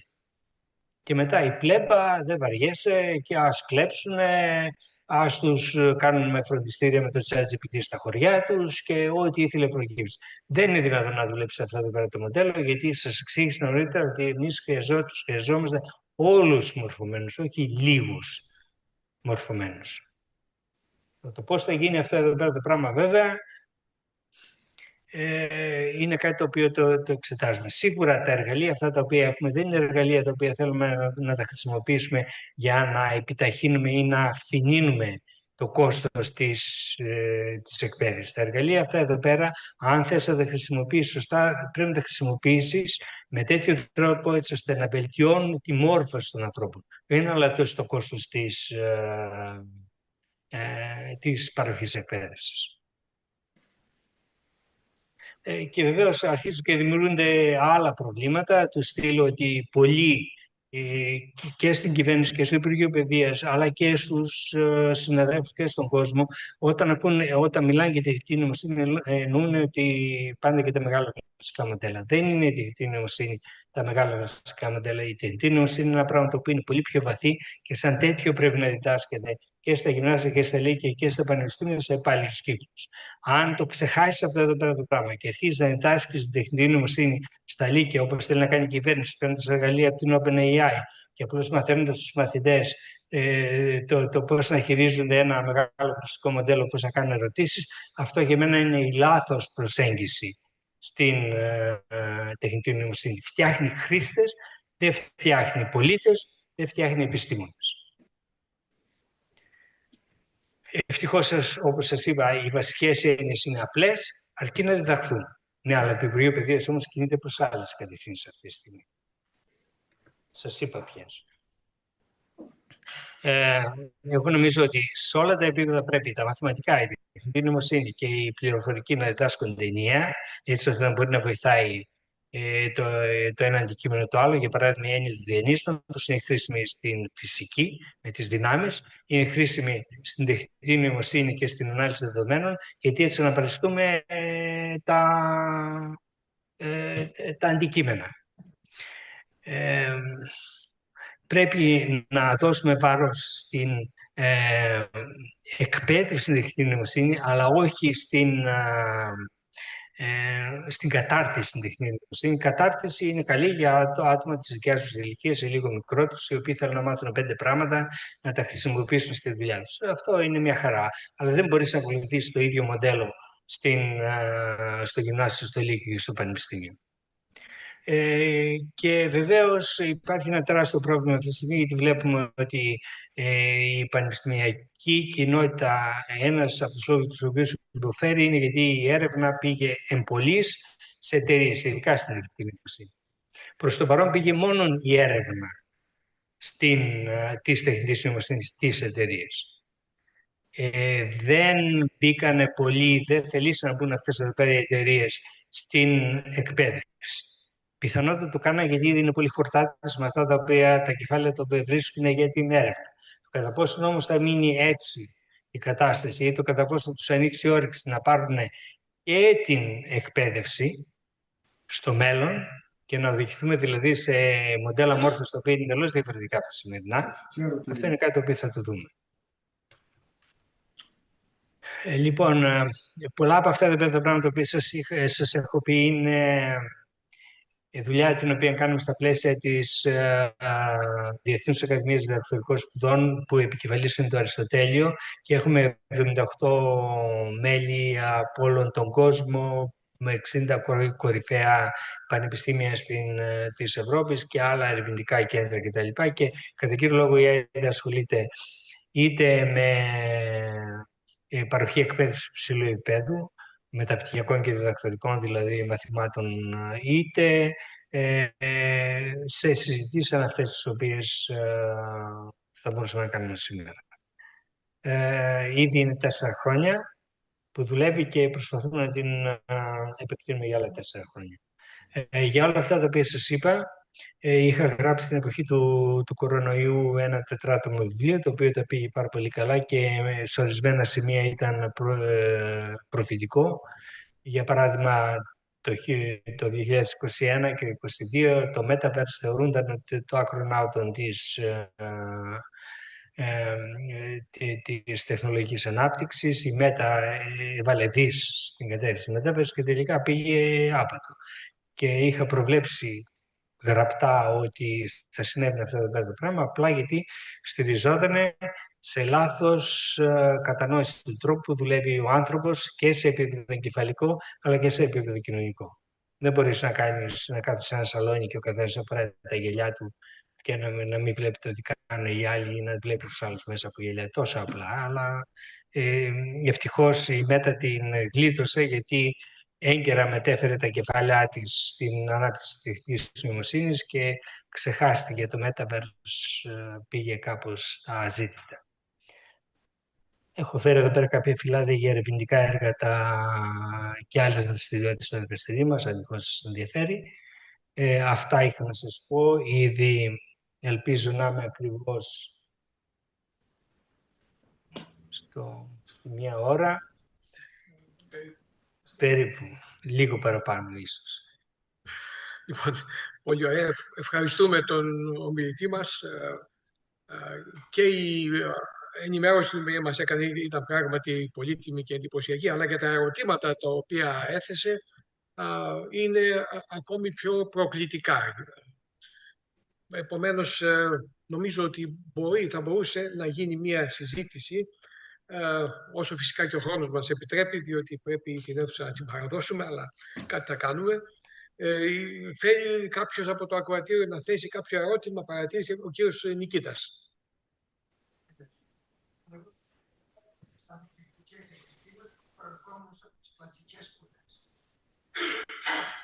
Ήθελα να σας πω καταρχήν ότι αισθάνομαι την ανάγκη να σας ευχαριστήσω πάρα πολύ βαθιά για αυτή την αποκαλυπτική διάμεση, την οποία θα σας παρακαλούσα να τη δημοσιεύσετε τώρα, για να μπορέσουμε και εμείς των ανθρωπιστικών επιστημών να μελετήσουμε αυτή όλη την υπόθεση που λέει τεχνητή νοημοσύνη και να δούμε πώς αυτή συνδυάζεται και μπορεί να συμβαίνει με τις δικές μας επιστήμες.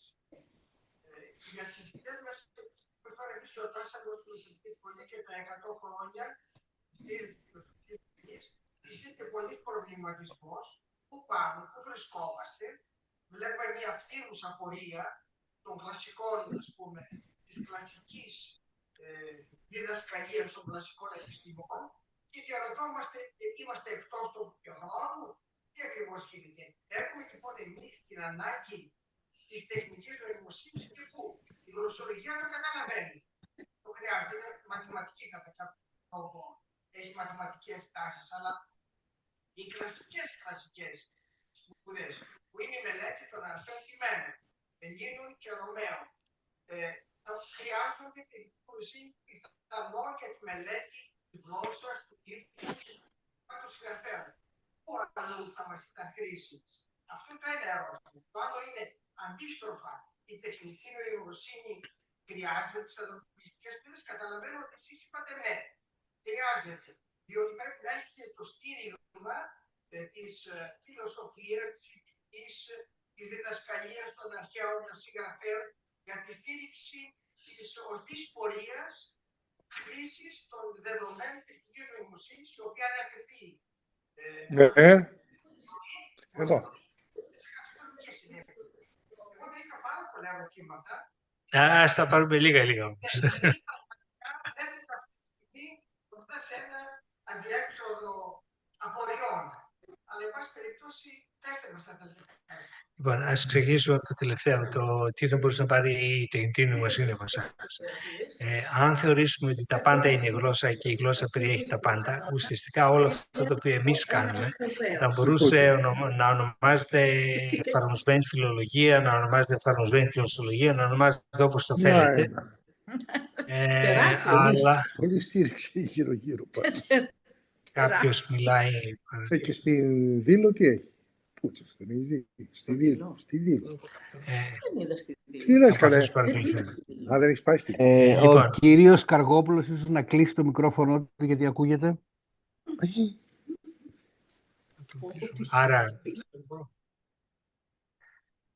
Άρα εμείς θα μπορούσαμε να πάρουμε πάρα πολλά από εσάς.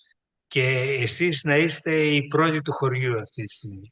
Δυστυχώς δεν είστε οι πρώτοι του χωριού, αλλά θα μπορούσατε να γίνετε και υπάρχει ένας τρόπος γι' αυτό. Ο τρόπος γι' αυτό για μένα είναι να συνεργαστείτε με τα τμήματα πληροφορικής, ηλεκτρονικών, μηχανικών, να συνεργαστείτε κοντά, δηλαδή να τους προσκαλέσετε τους συναδέλφους. Όλα αυτά τα οποία τώρα συζητάμε σε μία ώρα να τα συζητήσετε σε μέρες, να έχετε ένα σχέδιο δράσης και μετά και χρηματοδότηση θα βρεθεί και όλα τα πράγματα θα πάνε κατευθείαν. Αλλά κάτι πρέπει να κάνετε και μην ξεχνάτε ότι εσείς πρέπει να το ξεκινήσετε αυτό και όχι οι συνάδελφοι της πληροφορικής ή οι ηλεκτρολόγοι, γιατί αυτοί έχουν ερευνητικά κονδύλια, δεν τους πολύ νοιάζει κιόλας εδώ που τα λέμε, παρότι επί της ουσίας χρειαζόμαστε. Αυτό είναι το ένα. Τώρα, που εσείς χρειάζεστε τα δικά μας τα εργαλεία, να σας πω ένα χαρακτηριστικό παράδειγμα. Δυστυχώς δεν το έχω σε διάγραμμα εδώ πέρα. Ξέρετε ότι υπήρχε ένα παλιό ερώτημα του κατά πόσο ο Όμηρος ήταν ένας ή υπάρχουν πολλοί Όμηροι και τι γίνεται με αυτήν την ιστορία.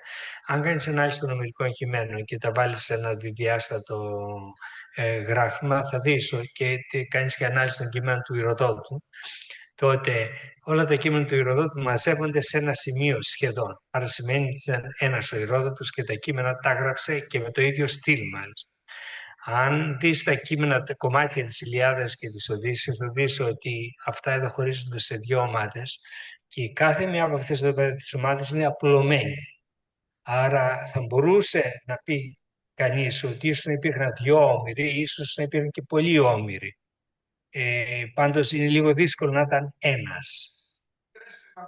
Καλά, τώρα εδώ μπορούμε να συζητάμε για χρόνια, για αιώνες.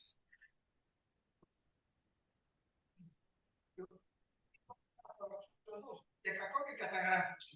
Και ο Όμηρος επίσης δεν γεννήθηκε εκ του μηδενός, αλλά πήρε από περασμένους επικούς μεγάλους, οι οποίοι χάθηκαν. Και υπάρχει το λεγόμενο ομηρικό ζήτημα. Δηλαδή, το ξέρω. εκεί θα μπορούσε να μας βοηθήσει. Πολλά τέτοια προβλήματα τα οποία εσείς τα θέτετε και τα έχετε θέσει και τα συζητάτε για αιώνες μπορούν να ξανατεθούν και να αναλυθούν πια με προσεκτικό τρόπο. Η ηθική και η φιλοσοφία δεν είναι θέμα γνώσης πια, θέμα περιεχομένου ιδεών. Αυτό νομίζω ότι μάλλον είναι προς βοήθεια της τεχνικής νοημοσύνης. Εκεί χρειαζόμαστε τέτοια εργαλεία αναμφισβήτητα. Γιατί σας είπα, ορισμένα τέτοια αναπτύξαμε τεχνολογία η οποία δεν είχε τέτοιες πλευρές όταν σχεδιαζόταν και έχουμε προβλήματα αυτή τη στιγμή στα κοινωνικά μέσα, μεγάλα προβλήματα. Να προσθέσω κάτι πάνω σε αυτό το ίδιο θέμα. Είναι ότι, όπως μας είπε και εδώ ο μιλητής μας, είναι τα μεγάλα γλωσσικά μοντέλα τα οποία επικρατούν αυτή τη στιγμή. Συνεπώς είναι η χρήση της γλώσσας. Για παράδειγμα, δεν μπορώ να είμαι καλός χρήστης των γλωσσικών μοντέλων αν δεν μπορώ να διατυπώσω με ακρίβεια την ερώτηση την οποία κάνω. Είναι το λεγόμενο prompt engineering. Θα πρέπει να είμαι και πολύ καλός. Άρα αυτό είναι μία σύνδεση όχι της γλωσσολογίας, της φιλολογίας, με τα γλωσσικά μοντέλα. Αντίστροφα, τα γλωσσικά μοντέλα, η χρήση των γλωσσικών μοντέλων έχει επηρεάσει πάρα πολύ και την καθημερινή χρήση της γλώσσας. Την έχει ενδεχομένως προς την αρνητική κατεύθυνση επηρεάσει. Για να κατανοήσει κανείς αυτό το πράγμα, ένας φιλόλογος πρέπει να είναι αυτός, θα πρέπει ο ίδιος να γνωρίζει και τεχνητή νοημοσύνη και να δει την αλληλεπίδραση αυτών των δύο. Έτσι, τίποτα άλλο. Να σας πω σε αυτό τώρα, με τριγκάρατε για το εξής. Όλα τα πράγματα σας είπα ότι στον κόσμο γίνονται πολύπλοκα και τα νοήματά μας γίνονται πιο πολύπλοκα. Αν δεις τη γλώσσα, ίσως είναι το μοναδικό πράγμα το οποίο απλοποιείται με τα χρόνια αντί να γίνεται πιο πολύπλοκο. Το γιατί συμβαίνει αυτό εδώ πέρα για μένα δεν χρειάζεται μεγάλη συζήτηση. Αν είναι έτσι και το αν είναι έτσι βέβαια ποια είναι η αιτία αυτού του πράγματος.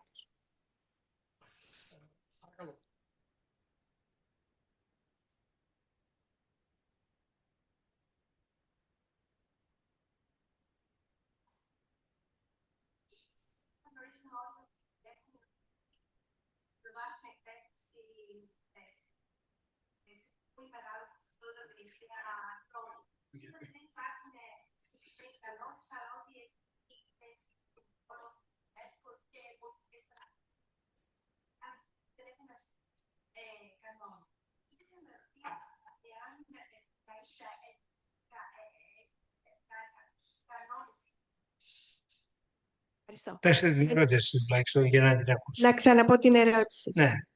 Ναι, βέβαια. Ήθελα να ρωτήσω σχετικά με τους κανόνες χρήσης των LLMs. Ξέρουμε ότι τα τελευταία χρόνια στην τριτοβάθμια εκπαίδευση χρησιμοποιούνται κατά κόρον και από φοιτητές και από διδάσκοντες. Ωστόσο, υπάρχει έλλειψη αυστηρών συγκεκριμένων κανόνων, ότι έχει βγει, έτσι είναι γενικόλογο όπως το είπατε, όπως οι προτροπές της UNESCO ή κατευθυντήριες γραμμές ή πολιτικές στα πανεπιστήμια που πάλι δεν έχουν αυστηρούς κανόνες, όπως είπατε κι εσείς. Και θέλω να ρωτήσω εάν η AIDA έχει κάνει κάποια εργασία πάνω σε αυτό το κομμάτι ή αν εσείς έχετε καταλήξει από την προσωπική σας πλούσια εμπειρία σε κάποιους κανόνες. Δηλαδή, αν το Αριστοτέλειο θα ήθελε να συμβουλεύσει τους φοιτητές του και τους διδάσκοντες πάνω στους κανόνες χρήσης των LLMs, υπάρχει αυτή τη στιγμή κάτι που θα μπορούσατε να μας πείτε πάνω σε αυτό? Εγώ δεν ξέρω να υπάρχει.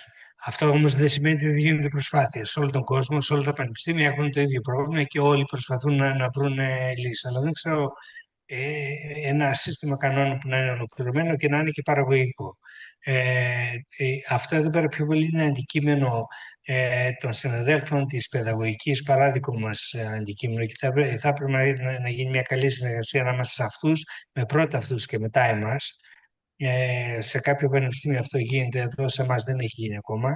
Στην ΆΙΤΑ δεν μπορέσουμε να κάνουμε πολλά πράγματα, παρότι είναι πολύ ενδιαφέρον αυτό εδώ πέρα το θέμα, γιατί κατά κύριο λόγο εμείς είμαστε των θετικών επιστημών και της τεχνολογίας. Δεν είμαστε των παιδαγωγικών, επομένως μας λείπουν δεξιότητες ή γνώσεις, αν καλύτερα να το πούμε, για να κάνουμε σωστά αυτή την δουλειά. Είναι πάνω σε ένα πολύ ενδιαφέρον αντικείμενο που θα μπορούσε να μελετηθεί και εδώ στο Αριστοτέλειο.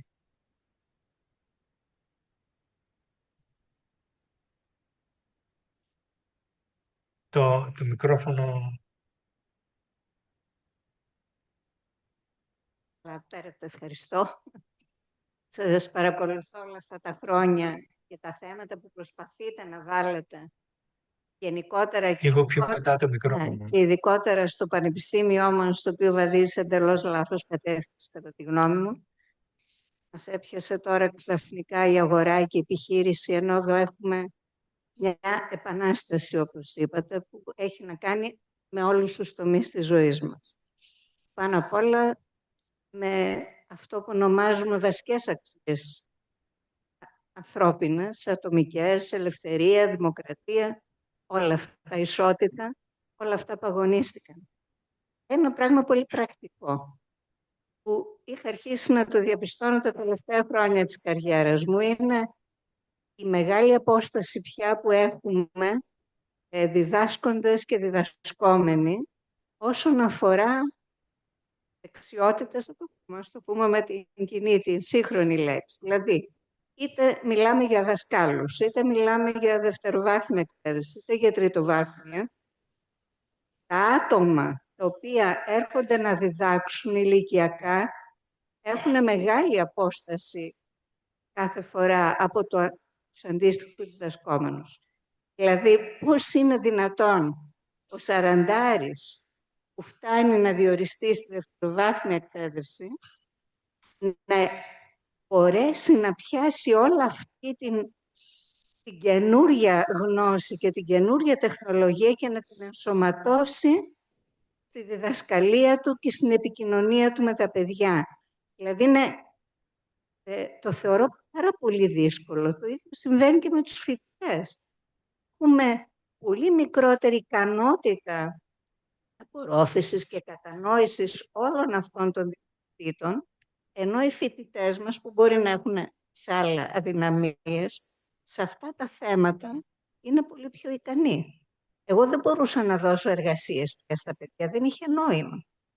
Προσπαθούσα να δούλευα μαζί τους με εργασίες. Δούλευα με ομαδικές εργασίες, δούλευα με ατομικές. Άλλαζα τους συνδυασμούς, προσπαθώντας κάθε φορά να δω κάτι. Όταν το copy-paste με ξεπερνούσε, έλεγα τώρα τι κάνω. Προσπαθούσα, ας πούμε, να βρω τρόπους επικοινωνίας με τα παιδιά για να δημιουργήσω αυτό που λέτε την κριτική της σκέψη. Όπου αυτό που εισέπρατα τα τελευταία χρόνια ήταν άρνηση ή χαρακτηρισμούς που δεν τους είχα ποτέ στη ζωή μου. Ας πούμε ότι ηρωνεύομαι, για παράδειγμα. Δεν ήταν ποτέ του χαρακτήρα μου και πολύ περισσότερος δάσκαλος.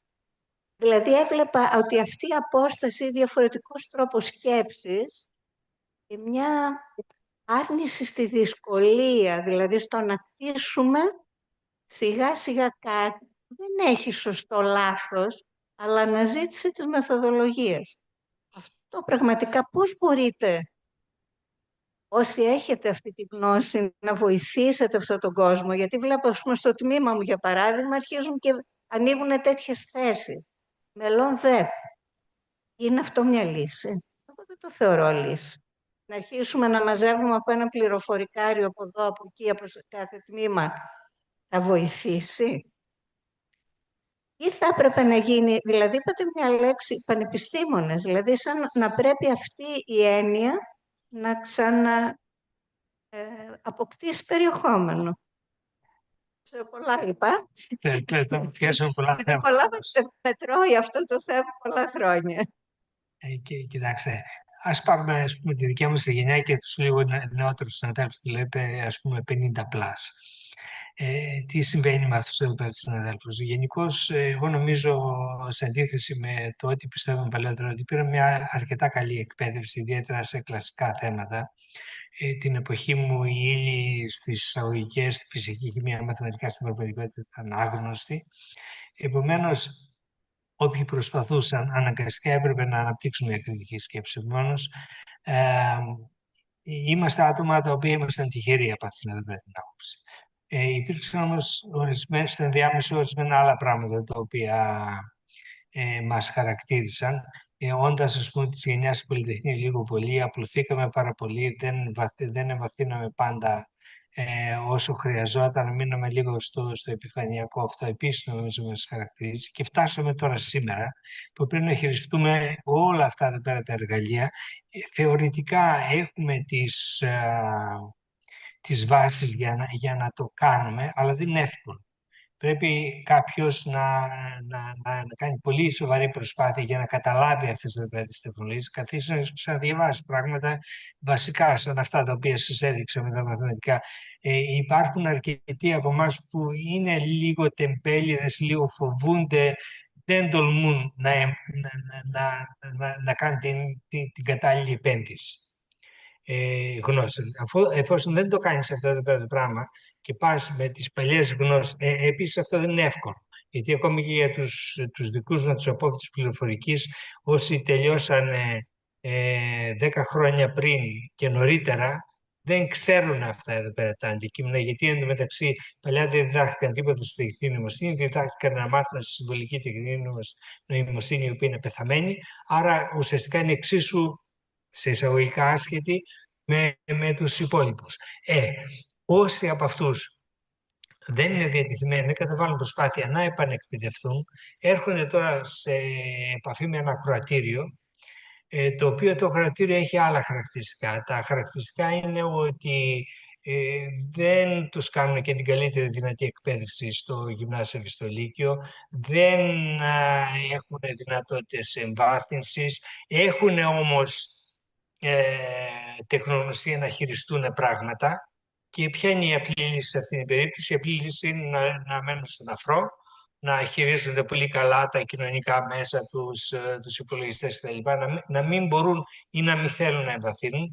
Εμείς, απ' την άλλη, επειδή δεν έχουμε τις κατάλληλες γνώσεις, να μην μπορούμε να τους πιέσουμε, ή να τους καθοδηγήσουμε στο να εμβαθύνουν και τελικά να οδηγούμαστε σε ένα τέλμα. Εγώ έτσι βλέπω ότι είναι η κατάσταση αυτή τη στιγμή. Συζητούσαμε μια πρώην φοιτητρία μου, η οποία είναι στη μέση εκπαίδευση, και της έλεγα να κάνουμε μια έκθεση για την τεχνητή νοημοσύνη. Μου λέει έκθεση φυσική, σε κάποιες αίθουσες τέλος πάντων, και μου έλεγε ναι, άμα θα έρθουν όμως οι καθηγητές για να παρουσιάσουν αυτό το αντικείμενο στα παιδιά, δεν το ξέρουν, ούτε ενδιαφέρονται να το μάθουν, ούτε ενδιαφέρονται να επενδύσουν χρόνο για να το μεταφέρουν μετά στα παιδιά. Δυστυχώς έτσι είναι τα πράγματα. Είναι σύνθετο το πρόβλημα. Και από τη δικιά μας την πλευρά και από την πλευρά των φοιτητών. Τώρα, αν αυτό είναι η ελληνική ιδιομορφία ή σε άλλες χώρες τα πράγματα είναι αλλιώς, αυτό δεν το ξέρω. Ίσως να μην είναι και τρομερά διαφορετικά. Αλλά θέλουμε να κάνουμε, και εμείς πρέπει να κάνουμε δουλειά. Εγώ ο ίδιος πρέπει να κάνω δουλειά για να παρακολουθήσω όλη αυτή την εξέλιξη. Δεν είναι απλή ιστορία. Πρέπει να αφιερώσω χρόνο και αυτό είναι σε βάρος άλλων πραγμάτων. Ή θα το κάνω και θα μπορώ να πω κάτι στον φοιτητή μου, ή αν ο φοιτητής μου καταλάβει ότι δεν καταλαβαίνει, θα αρχίσει να κοροϊδεύει.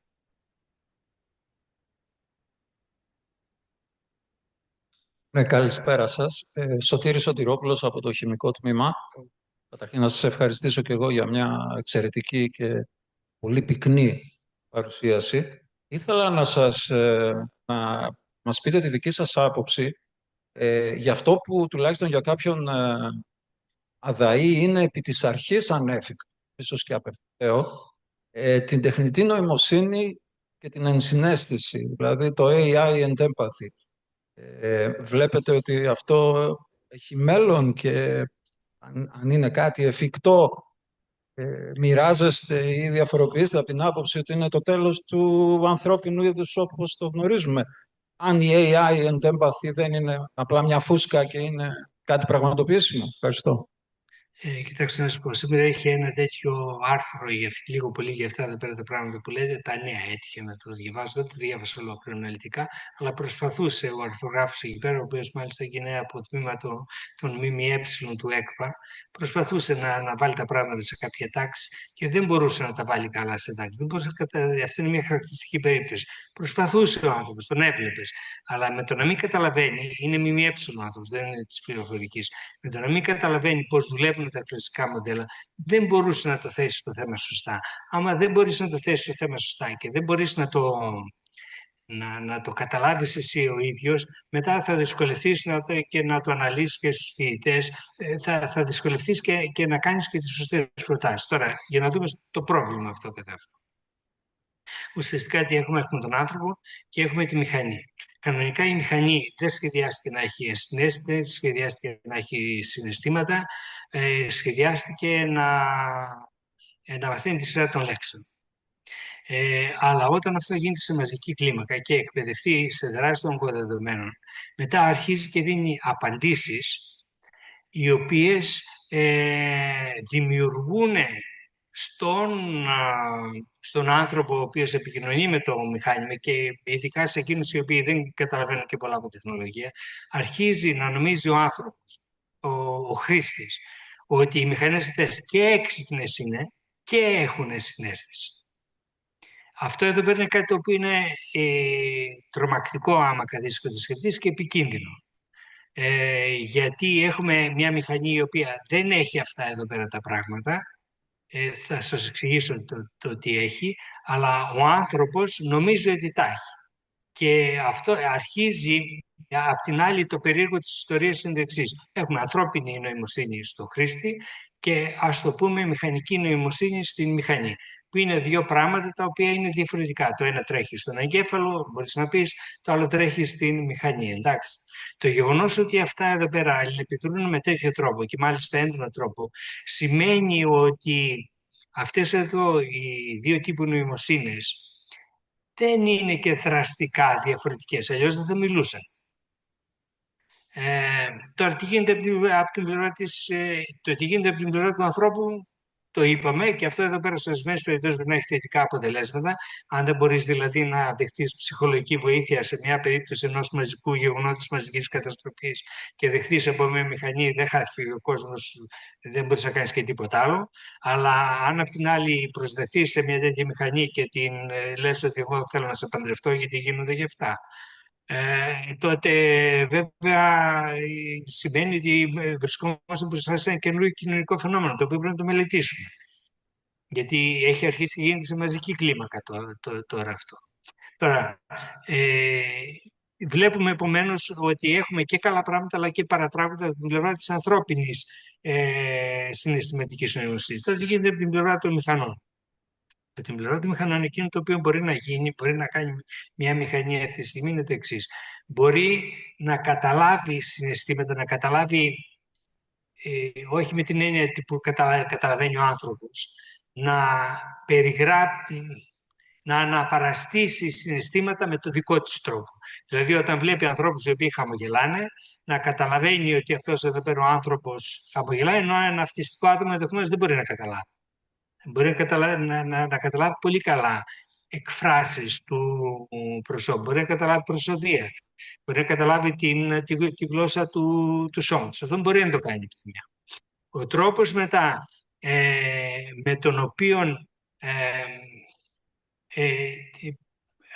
παράγει έξοδο, μιλήσαμε για την είσοδο, τώρα μιλάμε για την έξοδο, τι παράγει αυτό εδώ πέρα το εργαλείο, παράγει γλώσσα, η οποία αν έχει εκπαιδευτεί σε κείμενα τα οποία είναι και λίγο σκαμπρόζικα και λίγο επιστημονικής φαντασίας και δεν ξέρω τι, μπορεί να αρχίσει να σου δημιουργεί λόγο, ο οποίος να είναι λόγος που να έχει συναισθηματική χρειά, να είναι εκφοβιστικός για παράδειγμα ή να είναι παραλυρηματικός. Αυτό μπορεί να το κάνει. Όχι γιατί θέλει να το κάνει, αλλά γιατί έτσι έχει εκπαιδευτεί με τα κείμενα τα οποία έχει πάρει. Και βέβαια αυτό εδώ πέρα επιτείνεται ακόμα παραπάνω, γιατί αν αυτή η εκφορά του λόγου δεν γίνεται σε γραπτό λόγο μόνο, αλλά γίνεται από ένα avatar, και το avatar αυτό εδώ πέρα είναι και καλά φτιαγμένο, τότε ερχόμαστε στο πρώτο, ότι δημιουργεί στον χρήστη την αίσθηση ότι μιλάω για μια μηχανή η οποία δεν καταλαβαίνει καν ότι είναι μηχανή. Μιλάει με ένα πράγμα που θεωρεί ότι είναι άνθρωπος, ο οποίος έχει ανώτερη ευφυΐα και συναίσθηση. Αλλά ανάμεσα στις αναπαραστάσεις που παράγει η είσοδος στη μηχανή και σε αυτά που παράγει η μηχανή για να τα βγάλει προς τα έξω, δεν υπάρχει αυτό το οποίο έχει ο άνθρωπος. Δηλαδή δεν μπορείς να πεις ότι υπάρχει συνείδηση ή δεν μπορείς να πεις ότι υπάρχει αυτογνωσία. Αυτά αυτή τη στιγμή.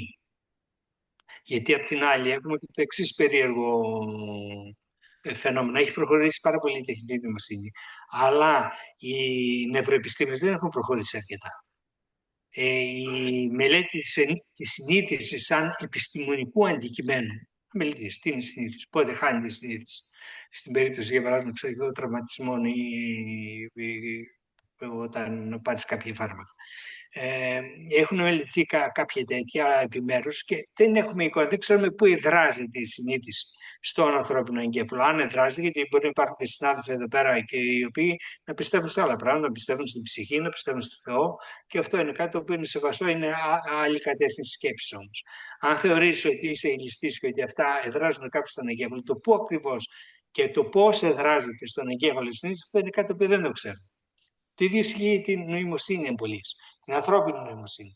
Δεν ξέρουμε πού εδράζει το εγκέφαλο και πώς δουλεύει. Από τη στιγμή που Ξέρουμε ότι μια για σκέψεις και για λογικές εκφράσεις, αν συμβεί αυτό θα γίνει το άλλο, και ξέρουμε ότι οι νευρώνες έχουν ηλεκτρικές διεγέρσεις κτλ. Ανάμεσα σε αυτά εδώ πέρα τα δυο, το τι γίνεται δεν έχουμε ιδέα ουσιαστικά. Άρα εφόσον εσύ δεν ξέρεις ποιος είναι ο στόχος, η ανθρώπινη νοημοσύνη ή η ανθρώπινη συνείδηση, δεν μπορείς να πεις το κατά πόσο η μηχανή έχει πλησιάσει ή δεν έχει πλησιάσει προς την ανθρώπινη νοημοσύνη, στην ανθρώπινη συνείδηση. Γιατί δεν ξέρεις ποιος είναι ο στόχος.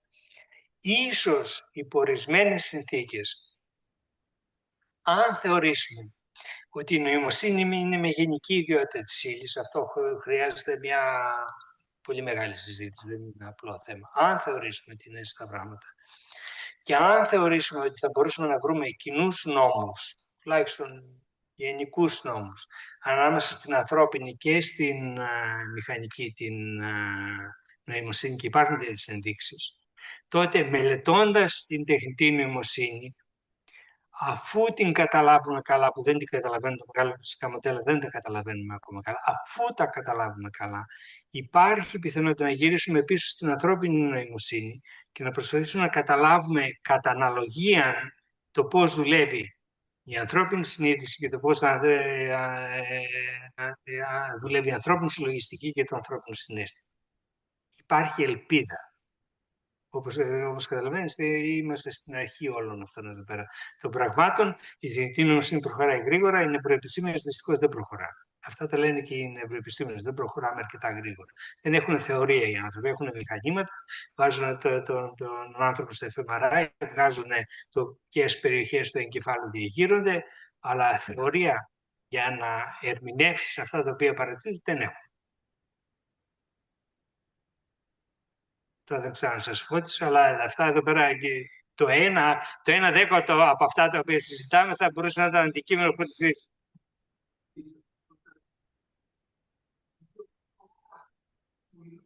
Συνομιλούν, αυτό είναι σίγουρο, ότι συνομιλούν είναι το μόνο σίγουρο. Αλλά μιλούν όμως. Αυτό είναι σημαντικό.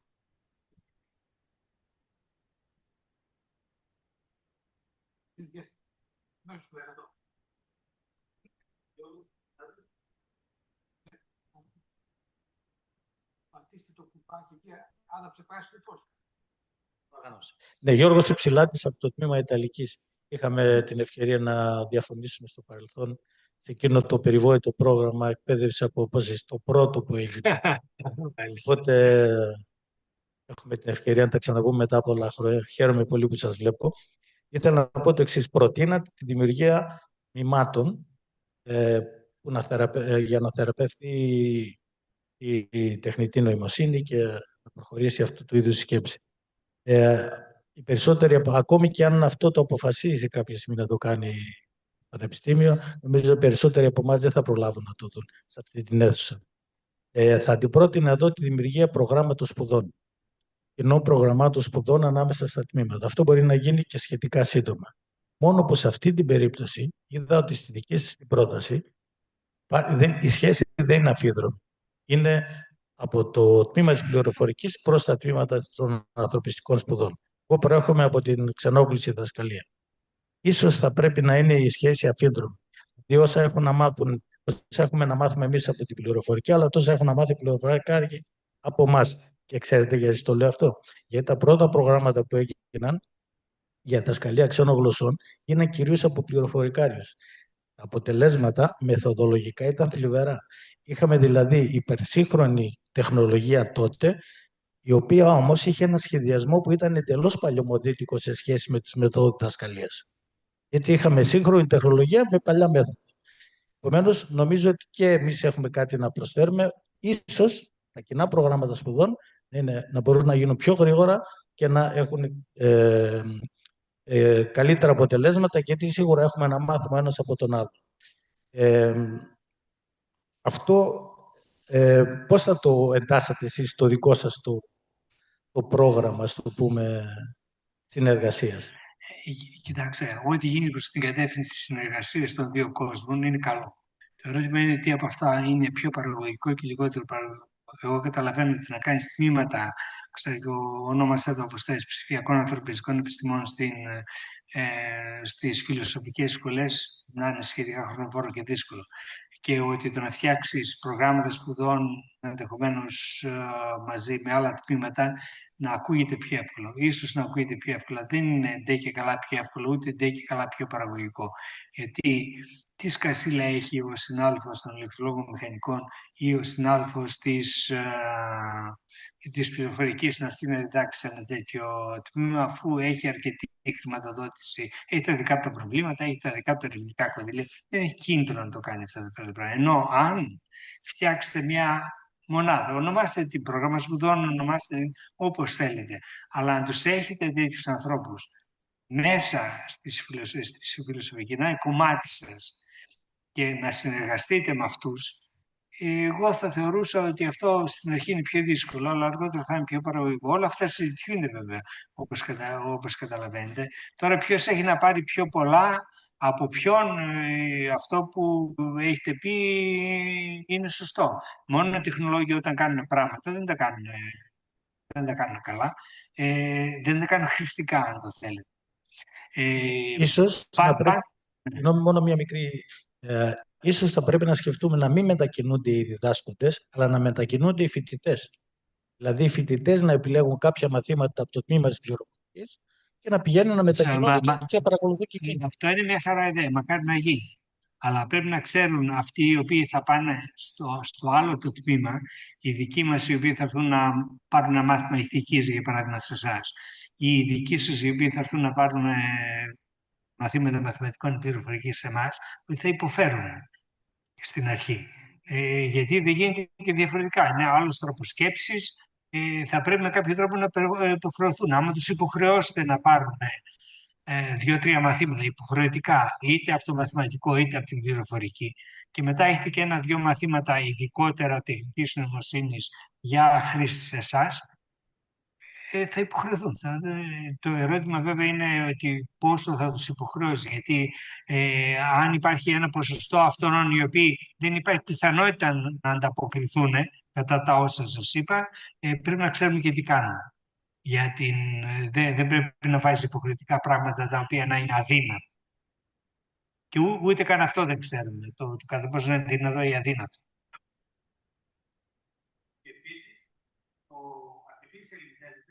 Υπάρχει κάτι που να φοβόμαστε.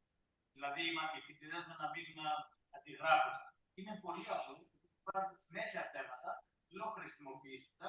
Πολλές φορές συζητώ εγώ το θέμα στην απάντηση του προγράμματος και του λέω γράψτε τις δικές σας ιδέες, γράψτε τις δικές σας ανταπάντηση στο πρόβλημα.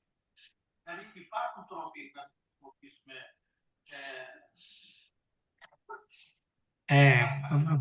Πρώτα απ' όλα, αν δεν υποχρεωθούν να κάνουν κάποια πράγματα, τότε υπάρχει ο κίνδυνος μόνο εκείνοι οι οποίοι είναι καλοί και στα δύο να αναπτυχθούν και στα δύο, αλλά εκείνοι οι οποίοι δεν είναι καλοί στο ένα από τα δύο να μην αναπτυχθούν ποτέ στο ένα από τα δύο, γιατί απλώς δεν υποχρεώθηκαν. Αυτό είναι το ένα. Και δεύτερον, καλά είναι να τους βάζεις,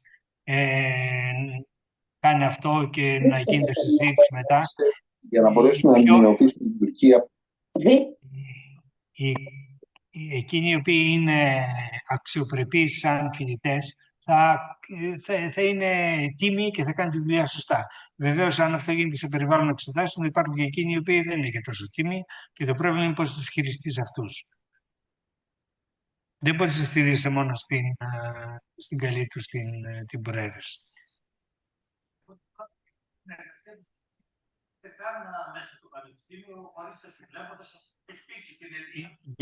Για μένα η ορθολογία σε εισαγωγικά είναι απλή. Οτιδήποτε νομίζετε ότι βοηθάει το επίπεδο των φοιτητών σας στο ανέβασμα και το βλέπετε ότι ανεβάζει το επίπεδο των φοιτητών σας, κάντε το. Αυτή είναι και η καλύτερη οδηγία. Δεν χρειάζεται. Έχουμε καιρό για μια ερώτηση. Δεν παρακαλώ. Πρέπει να παραδώσουμε την αίθουσα.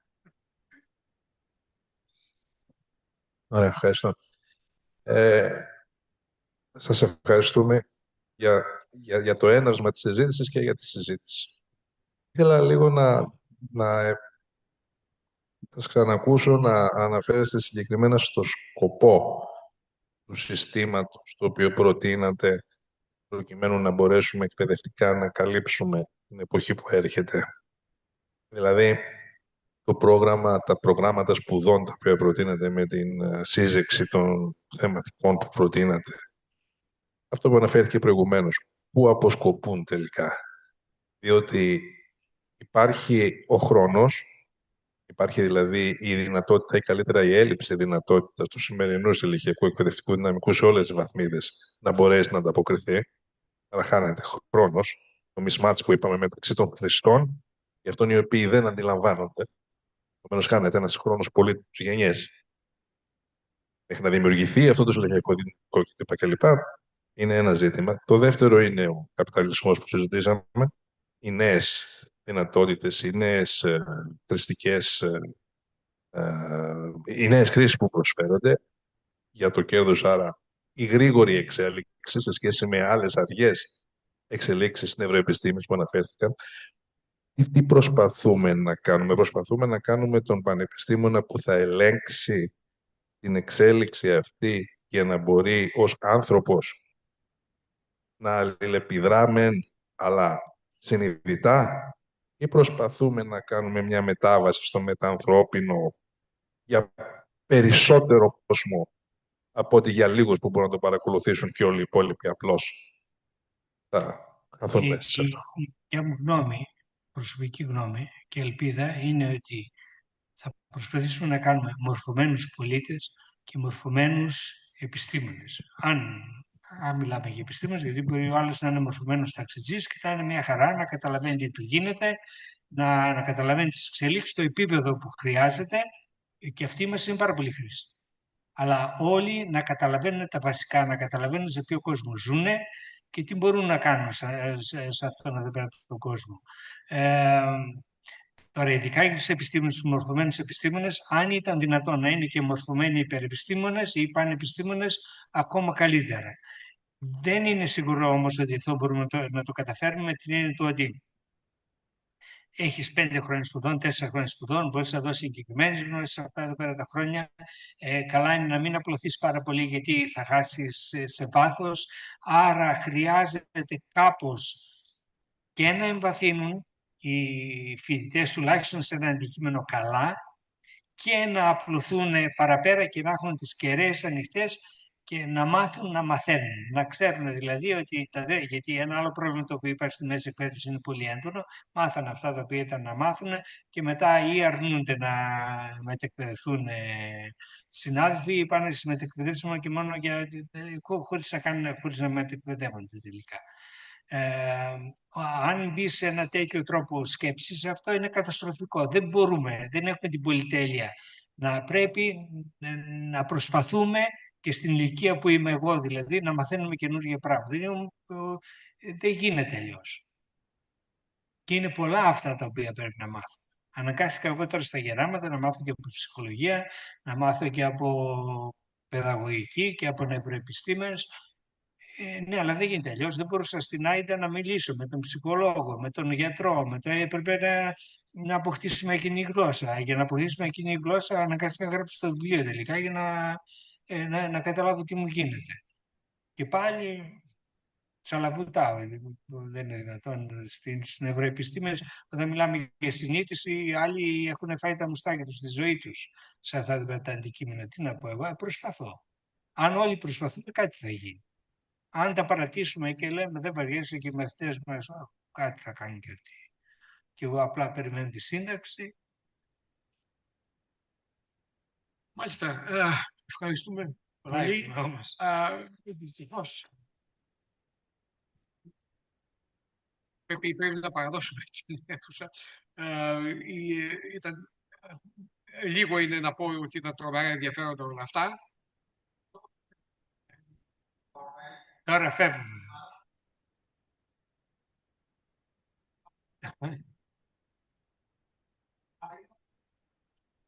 Μάλιστα. Ωραία. Διακοπή. Έχεις τελειώσει.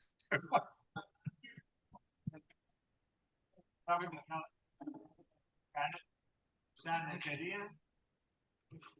Πάρα πολύ κύριε. Παρακαλώ, δεν υπάρχει. Οικογενειακός τουρισμός, κυρία Κώστα. Γραμματέα. Τη Ρία. Είναι καλή Και ξαδέρφη. επίσης έχω μετά τη κοινότητα και οι γονείς μου πέρασαν καλοκαίρι και είναι πολύ καλά στα χωριά του. Ναι. Η έδωκος εκεί. Ο πατέρας μου τρώνε το είχε αγοράσει και πηγαίνουμε από εκεί.